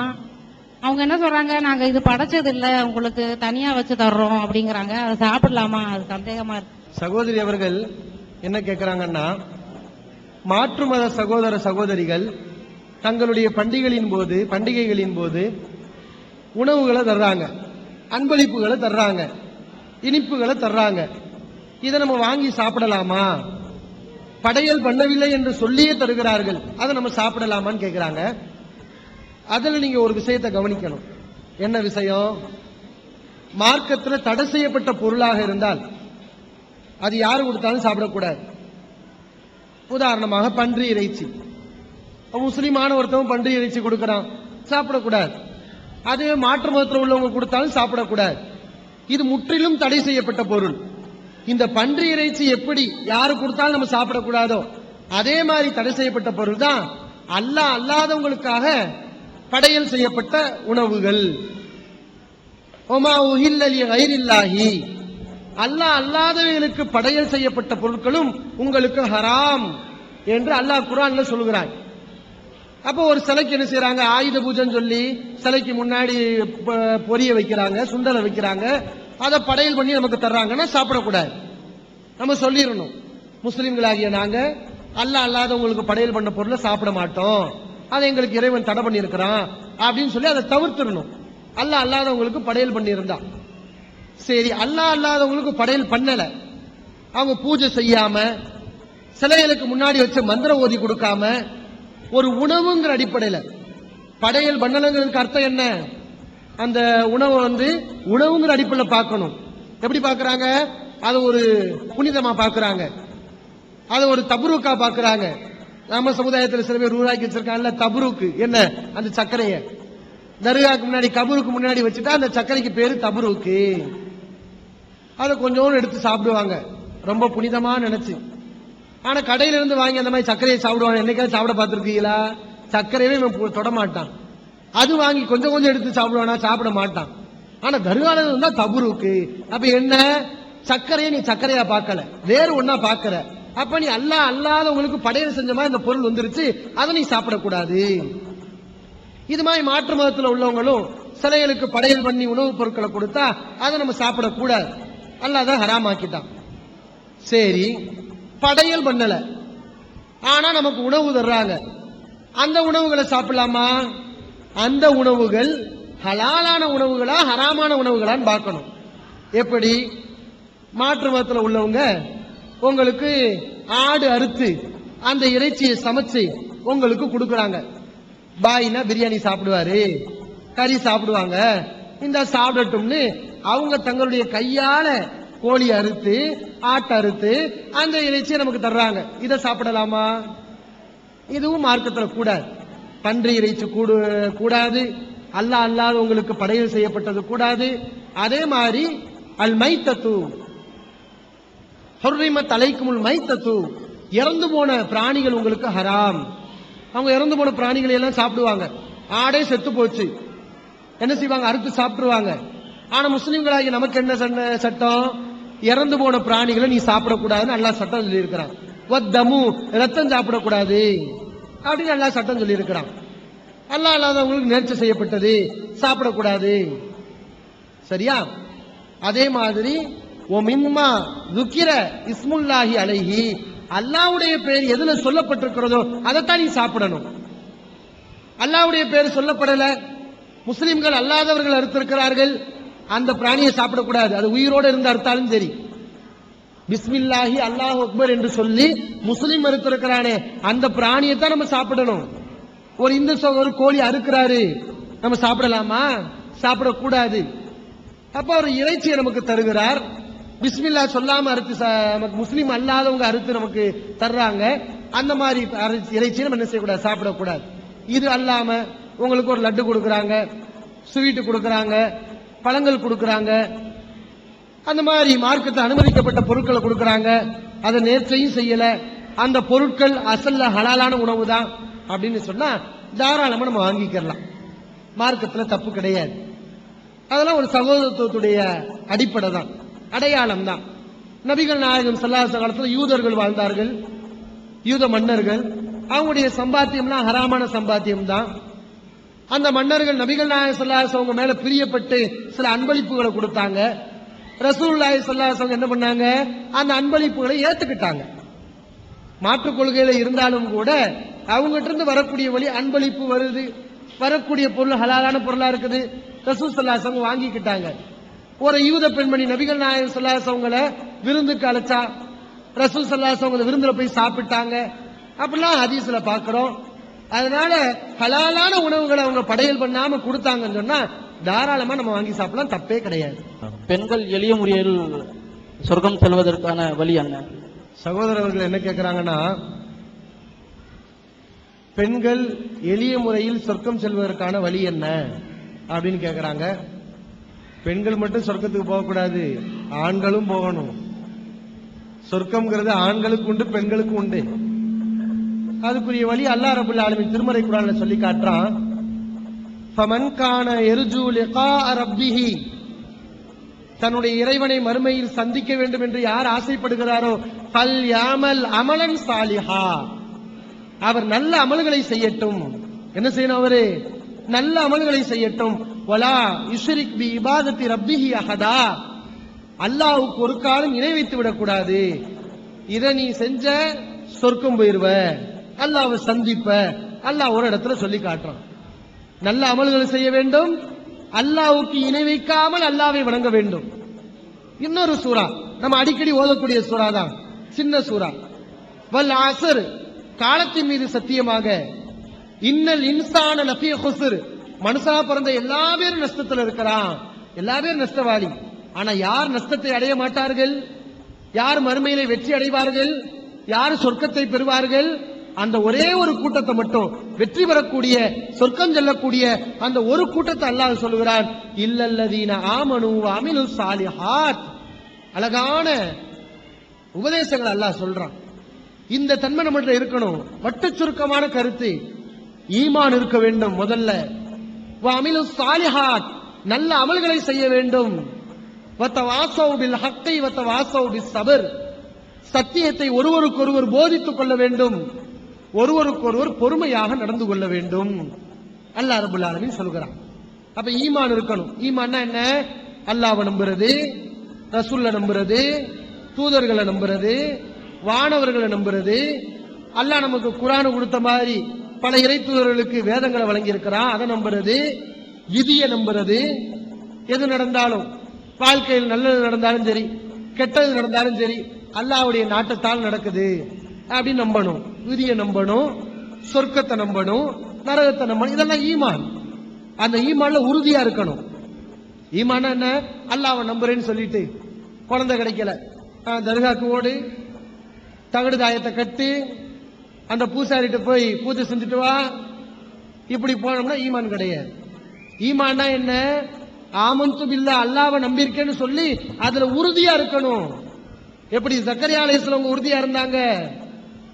அவங்களுக்கு குழந்தை அல்லாஹ் கொடுக்கல, நீண்ட காலம் அல்லாஹ் அவங்களுக்கு குழந்தையே கொடுக்கல, வயசாயிட்டாங்க, முடி நரைச்சு போச்சு, உடம்புல தெம்பு இல்ல, அல்லாஹ்வை கூப்பிடுறாங்க, ரப்பி இன்னி வஹனல் அலமு மின்னி, இறைவா என்னுடைய எலும்புகள் தளர்ந்து விட்டது, வஸ்தால ரசு செய்வா, என்னுடைய முடிகள் எல்லாம் நரையால் மின்னிக் கொண்டு இருக்கிறது, என்னுடைய மனைவி மலடியாக இருக்கிறாள், வளம் மக்குன் பி துஆயிக ரப்பி சகையா, இவ்வளவு பலகீனம் இருந்தாலும் உன்கிட்ட கேட்டா கிடைக்கும் அல்லாஹ் அப்படின்னு அல்லாஹ்ட்ட கையேந்திர. நம்ம கேட்போமா? 25 வயசுல குழந்தைய கேட்போம், 30-35 வயசுல கேட்போம், 40 வயசு ஆயிருச்சா இதுக்கப்புறம் என்ன குழந்தை, அதான் தாடி நரைச்சிருச்சு, கம்ப தூக்கியாச்சு, இனி எப்படி குழந்தை பிறக்கும்? அவ்வளவு முடியாது, டாக்டர்கள்லாம் முடியாதுன்னு சொல்லிட்டாங்க, பேசாம போக வேண்டியதுதான் அப்படின்னு அல்லாஹ் மேல நிராசை அடைஞ்சிருவாங்க. இன்னஹு லா யயஸு இல்லல் கௌமுல் காஃபிரூன், காஃபிரான கூட்டம் தான் அல்லாஹ்வுடைய சக்தியில அல்லாஹ்வுடைய விஷயத்தில் நிராசை அடைவார்கள் அல்லாஹ் சொல்லி காட்டுகிறான். அதனால நம்ம நிராசை அடையக்கூடாது. அல்லாஹ் நம்மளை சோதிப்பான். எவ்வளவு இருந்தாலும் அல்லாஹ் மேல ஆழமா நம்பிக்கை வைக்கணும். பல் யதவக்கல் அலல்லாஹி முத்தவக்கிலூன், அல்லாஹ்வின் மீதே சார்ந்திருப்பவர்கள் சார்ந்திருக்கட்டும், அல்லாஹ் மேல ஆழமா நம்பிக்கை வைக்கணும். தர்காக்களுக்கு போகக்கூடாது, அல்லாஹ்ட்டே கேட்கணும், தகடு தாயத்துக்களை கட்டக்கூடாது, அல்லாஹ்வை ஈமான் கொள். இப்படி ஈமான் கொள்றத உறுதியா இருக்கணும். குர்ஆனை படிக்கணும். குர்ஆன் எதுக்குங்க அல்லாஹ் கொடுத்தான்? குர்ஆனை படிச்சாலே முடிஞ்சு போச்சு, சொர்க்கம் உண்டு. குர்ஆனை படிக்கணும். குர்ஆன் எதுக்கு? எப்படி நீ சொர்க்கத்துக்கு போகணுங்கிற வழியை சொல்லி தருது. நம்ம சுருக்கமா சொல்லிட்டோம், அல்லாஹ்வை நம்பு, ரசூலை நம்பு, சொர்க்கத்தை நம்பு, நரகத்தை நம்புன்னு. குர்ஆனை படிச்சீங்கன்னா அதுல உள்ள ஒவ்வொரு வசனங்களும் உங்களுக்கு சொர்க்கத்தை போகக்கூடிய வழியை சொல்லி கொடுக்கும். அது விரிவா நம்ம தெரிஞ்சுக்கிடுவோம். இன்னைக்கு தர்ஜுமா வந்துருச்சு குர்ஆன். ஒரு காலத்துல அரபுல தான் இருந்துச்சு, சாதாரண பாமர மக்கள் படிக்க முடியாது. ஆனா இன்னைக்கு குர்ஆன் தமிழ்ல வந்துருச்சா இல்லையா? அரபுல எத்தனை பேர் ஓத தெரியுது? சரி, குர்ஆனை தமிழ்ல எடுத்து அல்லாஹ் நமக்கு என்னதான் நம்மளை படைச்சவன் என்ன பேசுறான், நம்மகிட்ட என்னத்தை சொல்றான், அல்லாஹ் நமக்கு சொன்ன உபதேசம் என்ன, அல்லாஹ்வுடைய வார்த்தைகளை காதுல வாங்குவோமே, கொஞ்சம் மனசுல ஏத்துவோமே, கண்டது கழியதெல்லாம் கேட்கிறோம், இதை கொஞ்சம் கேட்டா என்ன என்று குர்ஆனை ஒவ்வொரு நாளும் எத்தனை பேர் படிக்கிறோம்? இன்னைக்கு எத்தனை வசனங்கள் நீங்க படிச்சீங்க? அல்லாஹ்வுடைய வாக்கு எத்தனை பேர் படிச்சிருக்கிறோம்? பாராமுகமா நம்ம இருக்கிறோம். அப்ப குர்ஆனை படிங்க, சொர்க்கத்துக்கு போகக்கூடிய வழியை நம்ம என்ன செய்வோம்? தெரிஞ்சுக்கிடுவோம். மற்ற மாற்றார்களை பாருங்க, பைபிள் கரைப்படுத்தப்பட்ட வேதம், மாற்றப்பட்ட வேதம், சேர்க்கப்பட்ட வேதம், அல்லாஹ்வால் தள்ளுபடி செய்யப்பட்ட வேதம். அதையே அந்த கிறிஸ்தவர்கள் என்ன செய்யறாங்க? ட்ரெயின்ல உட்கார்ந்து படிக்கிறாங்க, ஆஸ்பத்திரியில உட்கார்ந்து படிக்கிறாங்க, பல இடங்கள்ல படிக்கிறாங்க. ஆனா ஒரு முஸ்லிம் எங்கேயாவது குர்ஆன் எடுத்து படிக்க நம்ம கண்டோமா? அந்த காட்சியை பார்க்க முடியல. அதனால குர்ஆன் படிக்கிறதுல உங்களுடைய கவனத்தை நீங்க செலுத்துங்க. சொர்க்கம் போறதுக்கு வழி குர்ஆன் அடிப்படையில் நம்ம வாழணும். அந்த குர்ஆன் நம்மகிட்ட இருக்குது. இன்னொன்று வழி நபிகள் நாயகம் ஸல்லல்லாஹு அலைஹி வஸல்லம் கடைபிடிக்கணும். இன் குன்தும் துஹிப்பூனல்லாஹ ஃபத்தபிஊனி யுஹிப்புக்குமுல்லாஹ் வ யக்ஃபிர் லக்கும் துனூபக்கும் வல்லாஹு கஃபூருர் ரஹீம். அல்லாஹ்வை நீங்கள் விரும்பக்கூடியவர்களாக இருந்தால் நபியே நீங்கள் சொல்லுங்கள், என்னை பின்பற்றுங்கள், அல்லாஹ் உங்களை விரும்புவான், அல்லாஹ் உங்க பாவங்களை மன்னிப்பான். அப்ப அல்லாஹ்வுடைய நேசம், அல்லாஹ்வுடைய மன்னிப்பு, அல்லாஹ் மறுமையில நமக்கு சொர்க்கம் தரணும்னு சொன்னா அதுக்கு இன்னொரு வழி ரசூலுல்லாஹி ஸல்லல்லாஹு அலைஹி வஸல்லம் வழியை நம்ம ஃபாலோ பண்ணணும். ஒன்று குர்ஆன், இன்னொன்று ரசூல் ஸல்லல்லாஹு அலைஹி வஸல்லம் வழி. கடைசி நேரத்தில் ரசூலுல்லாஹ் இதெல்லாம் சொல்லிட்டு போனாங்க. தரத்து ஃபீக்கும் அம்ரைன், உங்களிடத்தில் நான் 2 விஷயங்களை விட்டு செல்கிறேன். லம் தலில்லுமா தமசக்து மிகுமா, அந்த 2ஐ நீங்கள் கடைபிடிக்கும் காலமெல்லாம் வழி தவறவே மாட்டீர்கள். ஒரு முஸ்லிம் எதை கடைபிடிக்கணும், எதை கடைபிடிச்சா அவன் வழி தவற மாட்டான், அதை சொல்ல வேண்டிய இடத்துல ரசூலுல்லாஹி ஸல்லல்லாஹு அலைஹி வஸல்லம் 1 சொல்லல, 3 சொல்லல, 4 சொல்லல, 2 விஷயத்தை சொல்றாங்க.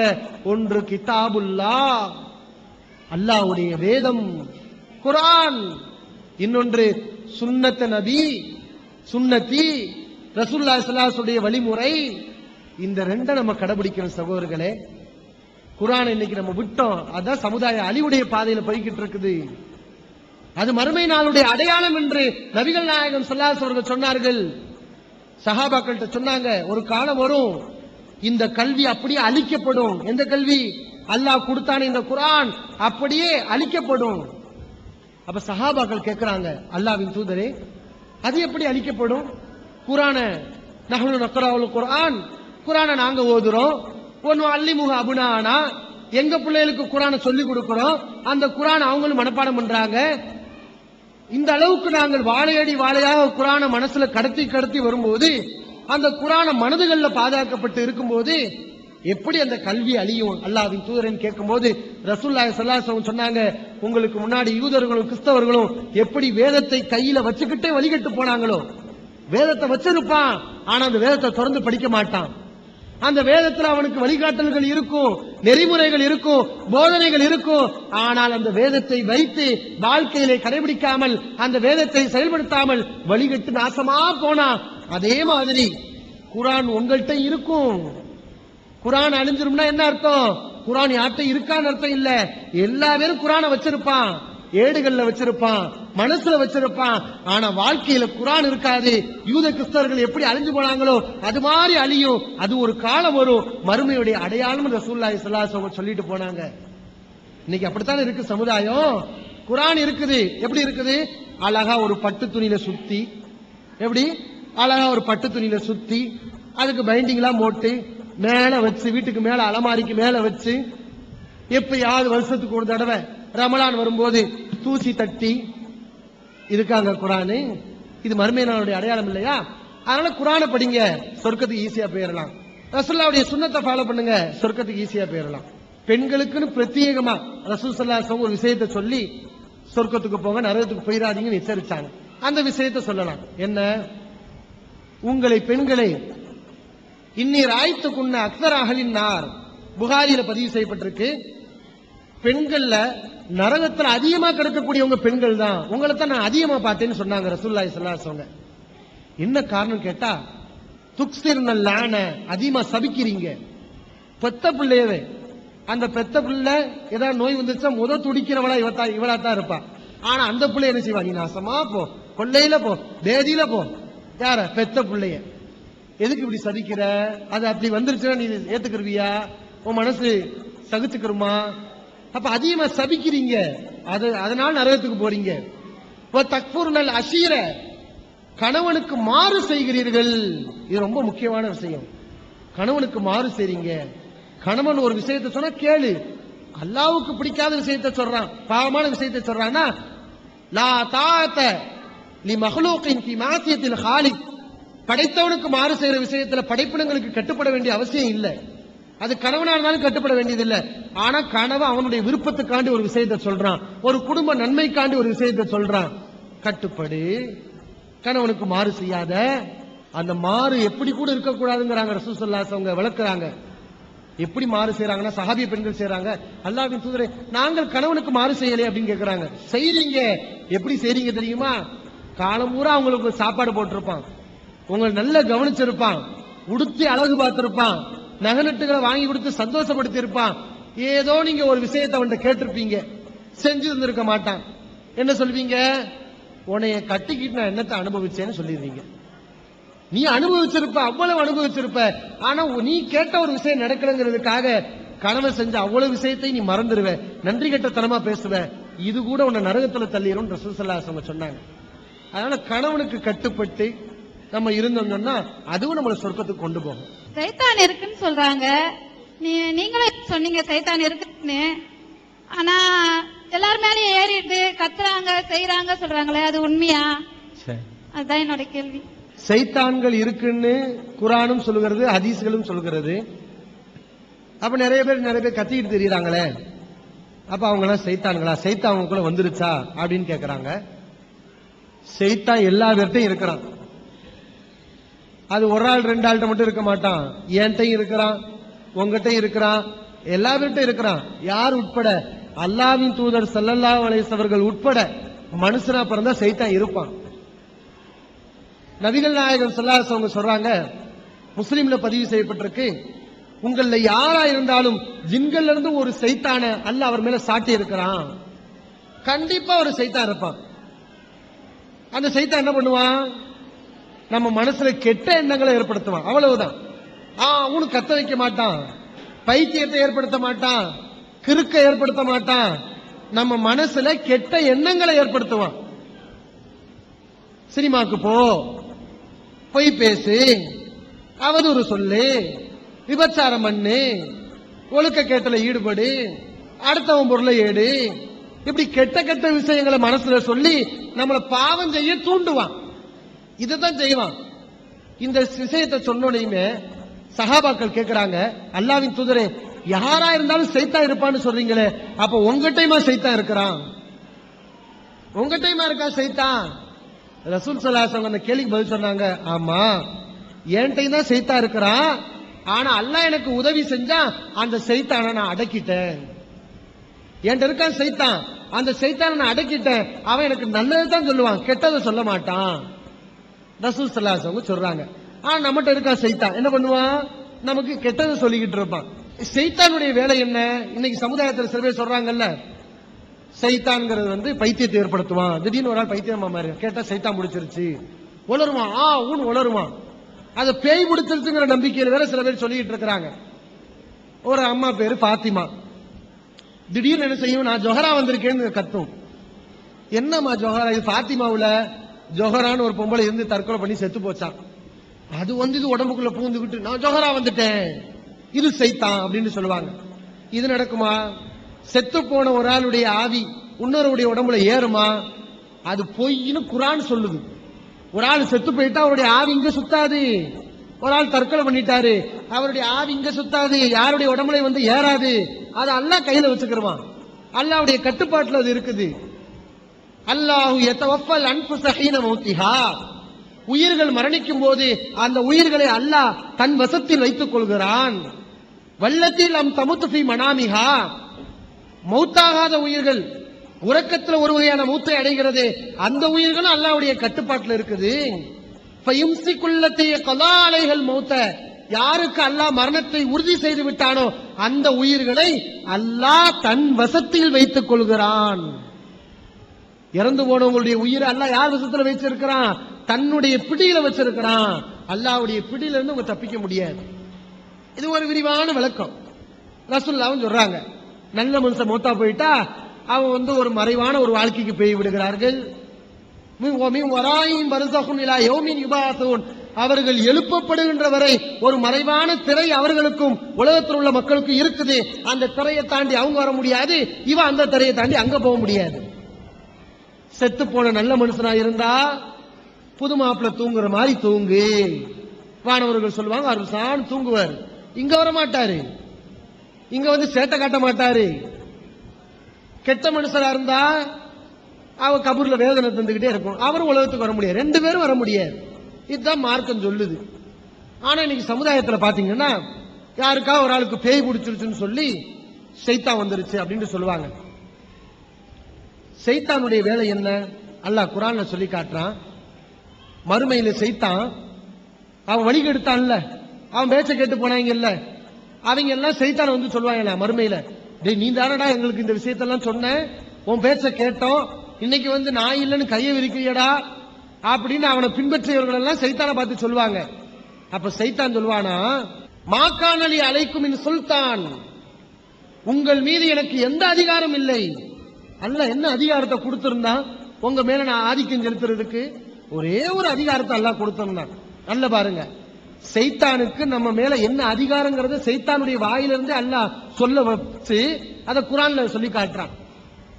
எல்லா தாவத்துக்கும், உங்களை கெட்ட விஷயத்துக்கு அழைத்ததை தவிர, பாவமான விஷயத்துக்கு வான்னு உன்னை கூப்பிட்டதை தவிர உன் மேல எனக்கு எந்த அதிகாரமும் இல்லை. ஃபதஅவுதுக்கும் ஃபஸ்தஜபதும் லி, நான் உங்களை கூப்பிட்டேன், நீ வந்த. எதுக்கு வந்த நீ? நான் சொன்னா நீ வரணுமா? அப்படி பேசுவாங்க. இங்க வாடா உனக்கு சொர்க்கம் கிடைக்கும்டா, இதாண்டா சரி அப்படிலாம் சொல்லி வெளிக்கெடுத்துட்டு மறுமையில போய் ஏன்டா வந்தேன்னு கேட்பான். நான் சொன்னா நீ வரணுமா? என் பேச்ச நீ கேட்கலாமா அப்படின்னு சைத்தாங்க மாறிக்கிறவான். அப்ப இதுல தெளிவா வருது, உங்களை கெட்ட விஷயத்துக்கு அழைப்பதை தவிர வேற எந்த அதிகாரமும் இல்லை. அப்ப உடம்புக்குள்ள பூந்துவிட்டு கத்த வைக்கிறது, கைய கால முடக்கிறது, பைத்தியமாக்குறது, இதெல்லாம் சைத்தானுடைய வேலையே இல்லைங்க. இது என்ன அப்படின்னு கேட்டா மனநோய். இன்னைக்கு டாக்டர்கள் கண்டுபிடிச்சிருக்கிறாங்க, இது ஜின்னுடைய வேலையும் இல்ல, சைத்தானுடைய வேலையும் இல்ல, பேயின் ஒண்ணு கிடையவே கிடையாது. அப்ப இது யாருடைய வேலை? அவனுடைய வேலை தான். அது மனநோய். அந்த நோய்க்கு பேரு ஹிஸ்டீரியா. ஹிஸ்டீரியான்னு சில பேருக்கு மனநோய் இருக்கு. வந்தா என்ன செய்வான் தெரியுமா? ஓன்னு கத்துவான், ஆனா ஒண்ணுமே இருக்காது. அது ஒரு வகையான மனநோய் சில பேருக்கு இருக்குங்கிறான். உடம்பு நல்லா இருக்கும், மனநிலை சரியில்லாதனால கத்த ஆரம்பிச்சிருவான். அது ஒரு வகையான மனநோய். அப்படி மனநோயா இருக்கும். அப்படி யாராவது கத்துறாங்கன்னு வைங்களேன், ஆஸ்பத்திரியில கொண்டு போய் சேர்த்துருங்க. டாக்டர்ல தர்கால போய் சேர்த்தீங்க, அவ்வளவுதான். இன்னும் கொஞ்சம் மனநோய் ஆகி பைத்தியம் முத்தி பைத்தியமா அலைய வேண்டியதுதான்.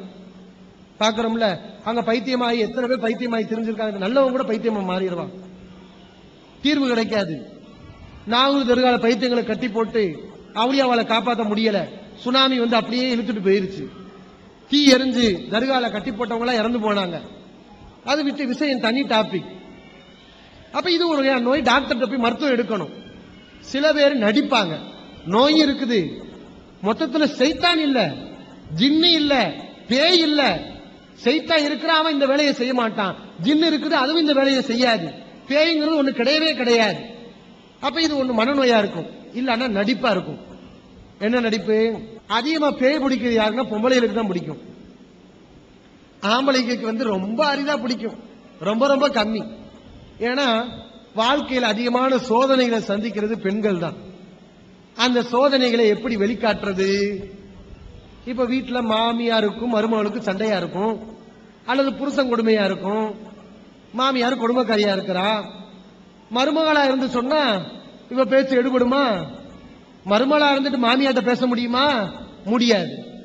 நான் தான் நேற்று செத்து போன பாத்திமா வந்திருக்கேன்னு சொன்னா மாமியாக்காரி அரண்டு போயிருவான். ஆஹா, செத்து போன வந்துட்டானே, என்ன வேணா திட்டலாம், திட்டி தீக்கலாம், பயமுறுத்தலாம், மாமியாக்காரி அடங்குவான். ஆஹா, இவற்றை நம்ம விளையாட்ட குறைச்சுக்கணும். ரொம்ப பேசினா ஏதாவது அடிக்கடி போட்டு ரத்த வாந்தி எடுத்து செத்துட்டா என்ன ஆகுறது? நம்பிக்கை இருக்குதுல்ல. அந்த ஒரு மூட நம்பிக்கையை பெண்கள் என்ன செய்யறாங்கன்னா தங்கள் சாதமா பயன்படுத்தி கொண்டு கணவன்களை மிரட்டுறாங்க, மாமியாமார்களை மிரட்டுறாங்க.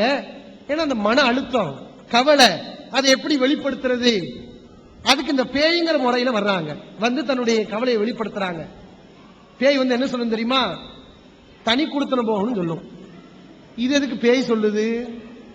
பேய் வந்து வைக்கக்கூடிய கோரிக்கை என்ன? தனி கொடுத்தன போகணும். அது எதுக்கு? எங்கேயோ செத்த பேய்க்கு உன் குடும்பம் தனியா போறதுக்கு என்ன சம்பந்தம்? பேய் சொல்லல, இவங்க தன்னுடைய கருத்தை இப்படி சொல்றாங்க.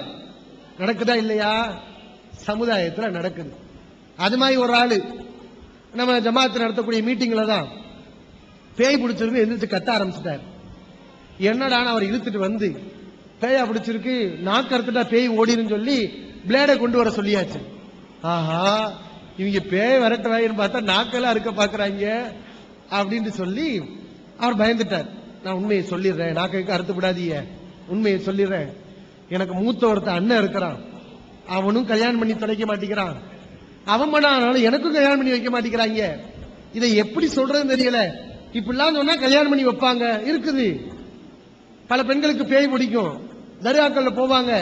எதுக்கு? கல்யாணம் பண்ணி வைக்கணும். அவன் சொல்லுவான், பூசாரி அங்க உள்ளவன், கல்யாணம் பண்ணி வை சரியா போயிடும். அவனுக்கு தெரியும் பாம்பின் கால் பாம்பு அறியும். இது ஒரு ஃப்ராடு, அது அதுக்கு மேல ஃப்ராடு. இதை வச்சு அது வாழ்ந்துகிட்டு இருக்குது. இதுக்கும் தெரியும் நானும் கள்ளத்தனம் நீனும் கள்ளத்தனம், என்ன வச்சு நீ வாழ்ந்துக்கோ, உன்னை வச்சு நான் வாழ்ந்துக்கிறேன், என்ன வச்சு ஓ நாட்டத்தை நிறைவேற்றிக்கிறேன், இப்படி ஒரு ஒப்பந்தம் தான் அது. அப்ப கல்யாணம் பண்ணி வைப்பாங்களா? நோய் போகுது. எப்படி போகுது? இந்த பேய் வர்றதுக்கெல்லாம் பாத்தீங்கன்னா எல்லாத்துக்கும் ஒரு நோக்கம், ஒரு எதிர்பார்ப்பு. அந்த அடிப்படையில் தான் அவங்க என்ன செய்யறாங்களே தவிர ஒன்னு ஏமாத்து வேலை இல்ல மனநோய் அதான் இருக்குமே தவிர சைத்தான் வேலையுடைய வேலை கிடையாது, பேயுடைய வேலை கிடையாதுங்கிறத நம்ம என்ன செய்யணும், விளங்கிக்கிறோம். இப்ப போடுற ஷர்ட் இந்த டிஷர்ட்ல சின்ன சின்ன குதிரை படம் அந்த மாதிரி எல்லாம் வருது. அது மாதிரி இந்த உருவ படங்கள்லாம் போடலாமா? அது என்ன சின்னதாகவும் இருக்கும் பெருசாகவும் இருக்கு, அந்த மாதிரி எல்லாம் வருது. அது எந்த லிமிட் அப்படின்னு சொல்லிட்டு நம்ம உடுத்தக்கூடிய ஆடைகள்ல சின்ன சின்ன உருவப்படங்கள் இருக்குது. உருவப்படங்கள் உள்ள ஆடைகளை நம்ம போடலாமா, போட்டு தொழுகலாமா அப்படின்னு கேட்கிறாங்க. இப்ப உள்ள ஆடைகள்ல பாத்தீங்கன்னா உருவப்படம் மட்டும் இல்ல, வித்தியாசமான எழுத்துக்களும் வந்துருச்சு. தொழுகையில நின்றோம்னா முதுகுல பாத்தீங்கன்னா ஐ லவ் யூன்னு எழுதியிருக்கும். பின்னாடி உள்ளவர் பார்த்துக்கிட்டே இப்படி தொழுவார். எப்படி அல்லாஹ்வுடைய ஞாபகம் வரும்? அது மாதிரி வித்தியாசமான வார்த்தைகள். பொதுவாகவே தொழுகையில தொழக்கூடியவருடைய கவனத்தை திசை திருப்பக்கூடிய எந்த ஆடையும் உடுத்தக்கூடாது. அது உருவப்படம் மட்டும் இல்ல, தொழுகைக்குன்னு உரிய தனி சட்டம். உருவப்படமா இருந்தாலும் சரி, அல்லது அடுத்தவங்களுடைய கவனத்தை இருக்கிற மாதிரியான ஆடைகளை உடுத்துட்டு வந்தாலும் சரி, அதெல்லாம் நம்ம தொழுகையில தவிர்த்துக்கிற வேண்டியதுதான். சரி, பொதுவாக உருவப்படம் உள்ள ஆடை உடுத்தலாமான்னு கேட்டா, உருவப்படத்தை பத்தி மார்க்க என்ன சொல்லுது விளங்கிக்கணும், முழுசா விளங்கிக்கணும். நபிகள் நாயகம் ஸல்லல்லாஹு அலைஹி வஸல்லம் சொன்னார்கள், எந்த வீட்டில் உருவப்படம் இருக்கிறதோ அந்த வீட்டுக்கு வானவர்கள் வரமாட்டார்கள். அல்லாஹ்வை அருளை கொண்டு வரக்கூடிய வானவர்கள் இருப்பாங்க. வீடுகளுக்கு நிம்மதி தேவை, அல்லாஹ்வுடைய அமைதி தேவை, அல்லாஹ்வுடைய பரக்கத்து தேவை. அதை வானவர்கள் மூலம் அல்லாஹ் கொடுத்து அனுப்புவான். நம்ம வீட்டில் உருவப்படம் வச்சிருந்தா, உருவப்படம் இருந்துச்சு, அந்த வானவர்கள் வரமாட்டாங்க. ரசூல் ஸல்லல்லாஹு அலைஹி வஸல்லம் எச்சரிக்கிறாங்க. இன்னும் சொன்னாங்க, புகாரில பதிவு செய்யப்பட்டிருக்கு, குல்லு முஸவ்விரின் பின்னார், உருவப்படம் வரையக்கூடிய ஒவ்வொருவரும் நரகத்தில் இருப்பார்கள். உருவப்படம் வரைஞ்சா அவங்க எங்க இருப்பாங்க?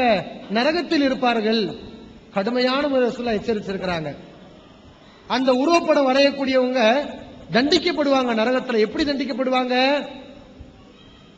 நீ உருவப்படம் வரைஞ்சையில, ஒரு மனுஷனை வரைஞ்சையில, மனுஷனுக்கு உயிர் கொடுக்க வேண்டாம், இந்த செடிக்கு உயிர் கொடு, இந்த தானியத்துக்கு உயிர் கொடு, இந்த மனுஷனை வரைஞ்சையில இதுக்கு உயிர் கொடு, உனக்கு முடியுமான்னு வானவர்கள் கேட்பாங்க. அவனுக்கு முடியுமா? பொம்மையை வரைஞ்சு வச்சிருக்க, அதுக்கு உயிர் கொடுக்க முடியுமா? அது கொடுக்க முடியாது. அப்ப இப்படி அவர்கள் சொல்லி நரகத்தில் தண்டனை தரப்படுவார்கள் அப்படின்னு ஹதீஸ்களை பார்க்கிறோம்.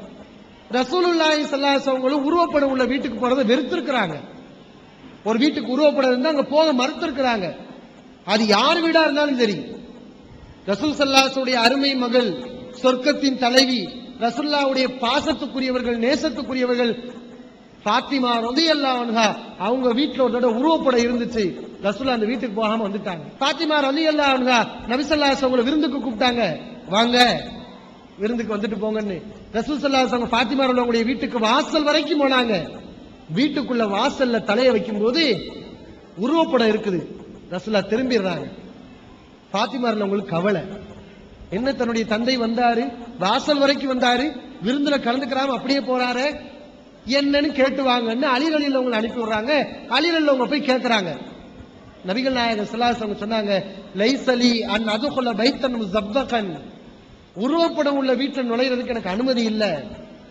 உருவப்படம் உள்ள வீட்டில் நான் நுழையக்கூடாது, அது தப்பு. உருவப்படம் வீட்டில் இருக்கலாமா? அந்த வீட்டில் இருந்தா நான் வரமாட்டேன்னு ரசூலுல்லாஹ் சொல்லிட்டாங்க. அப்ப பாருங்க, தன்னுடைய அருமை மகள் ஃபாத்திமா ரலியல்லாஹு வீட்டிலே ரசூல் ஸல்லல்லாஹு அலைஹி வஸல்லம் போகல. காரணம் உருவப்படம். அப்ப அந்த உருவப்படங்களை தவிர்த்துக்கோங்க, முடிஞ்ச அளவு வேண்டாம். சின்ன உருவமா இருந்தாலும் வேண்டாம், முடிஞ்ச அளவு தவிர்த்துக்கோங்க. ஏன்னா இது இவ்வளவு பெரிய எச்சரிக்கை நமக்கு சொல்லப்பட்டிருக்கு. இவ்வளவு பெரிய பரக்கத்துகள், அல்லாஹ்வுடைய ரஹமத்தை எல்லாம் இழக்கக்கூடிய ஒரு நிலை வருது. அதனால பேணுதல்ங்கிற அடிப்படையில் டோட்டலா உருவப்படங்களையே தவிர்த்துக்கோங்க. சில நேரங்கள்ல இந்த சின்ன பிள்ளை ஆடைகள், அந்த மாதிரியான ஆடைகள்ல உருவப்படங்கள் இருக்கும், சின்னதா இருக்கும். அந்த உருவப்படம் எப்படி இருக்கும்? சின்ன ஒரு குதிரை படம், இந்த குரோக்கடைல்னு என்ன செய்வான், ஒரு முதல படத்தை போட்டிருப்பான் அந்த கம்பெனிக்காரன், சின்னதா இருக்கும், உத்து பார்த்தாதான் தெரியும். அந்த மாதிரி சின்ன சின்ன உருவங்கள் உடம்புல ஆடைகள் அங்க இருந்துச்சுன்னு சொன்னா அது மார்க்கத்துல ஹராமானது கிடையாது. சின்ன உருவமா இருந்துச்சு சொன்னா அந்த மாதிரி ஆடைகளை உடுத்திக்கலாம், தப்பு கிடையாது. அதுக்கும் ஹதீஸ்கள்ல ஆதாரம் இருக்குது. என்ன ஆதாரம் இருக்குது? ஒரு முறை ஒரு சஹாபி உடம்பு முடியாம இருக்கிறாங்க. இந்த சம்பவம் புகாரில பதிவு செய்யப்பட்டிருக்கு. ஒரு சஹாபி உடம்பு முடியாம இருக்கிறாங்க. அந்த சஹாபியை பார்க்கறதுக்காண்டி பல சஹாபாக்கள் வருகிறார்கள். அந்த சஹாபுடைய வீட்டுல திரைச்சீலை தொங்குது, அதுல சின்ன சின்ன உருவங்கள் இருக்குது. உடனே வந்த சஹாபாக்கள்லாம் கேட்கிறாங்க, உருவப்படம் உள்ள வீட்டுல வானவர்கள் வரமாட்டாங்கன்னு ரசூலுல்லாஹி ஸல்லல்லாஹு அலைஹி வஸல்லம் அவர்கள் சொல்லி இருக்கிறார்களே, நீங்க எப்படி சின்ன சின்ன உருவப்படம் இருக்கு இந்த திரைச்சீலையை நீங்க வீட்டுல பயன்படுத்தலாம் அப்படின்னு கேட்கிறாங்க. அப்ப அந்த சஹாபி சொல்றாரு, ரசூல் ஸல்லல்லாஹு அலைஹி வஸல்லம் உருவப்படத்தை பயன்படுத்தக்கூடாதுன்னு சொன்னாங்க, சொல்லிட்டு ஒரு விதிவிலக்கலை கொடுத்தாங்க. அந்த விதிவிலக்கலை நீங்க மறந்துட்டீங்க. அது என்ன விதிவிலக்கல் தெரியுமா? இல்லா ரகமன் ஃபி ஸௌப், ஆடையிலே சின்ன அளவுல இருந்துச்சுன்னா பக்கத்துல போய் பார்த்தாதான் தெரியும். அந்த மாதிரி சின்ன உருவமா இருந்துச்சுன்னு சொன்னா அது மதிப்பில்லாத உருவமா. அதுக்காண்டி என்ன, ரஜினி படம், கமல் படம், மதிக்கக்கூடிய படத்தை போட்டீங்க, தப்பு. மார்க்கெட் அது பெரிய குற்றம், அல்லாட தப்பிக்க முடியாது. ஆனா அது ஒரு அவமதிக்கத்தக்க உருவமா இருக்குது, ஒரு விளையாட்டு பொம்மை மாதிரி அவமதிக்கத்தக்க உருவமா இருக்குது, அதுவும் சின்ன உருவமா இருக்குதுன்னா அந்த மாதிரி உருவங்கள் உள்ள ஆடைகளை உடுத்துறது தப்பு கிடையாது, மார்க்கத்தில் அனுமதி இருக்குது. முடிஞ்ச அளவு ஆடைகளை நீங்க வாங்கும் போதே உருவப்படம் இல்லாத ஆடைகளை பார்த்து வாங்குறதுக்கு முயற்சி பண்ணுங்க. அப்படி ஏதாவது உருவப்படம் உள்ள ஆடையா இருக்குதா, அது சின்ன அளவுல இருந்தா, மதிப்பில்லாத உருவமா இருந்தா மார்க்கத்தில் தப்பு கிடையாது, உடுத்திக்கலாம். அல்லாஹ்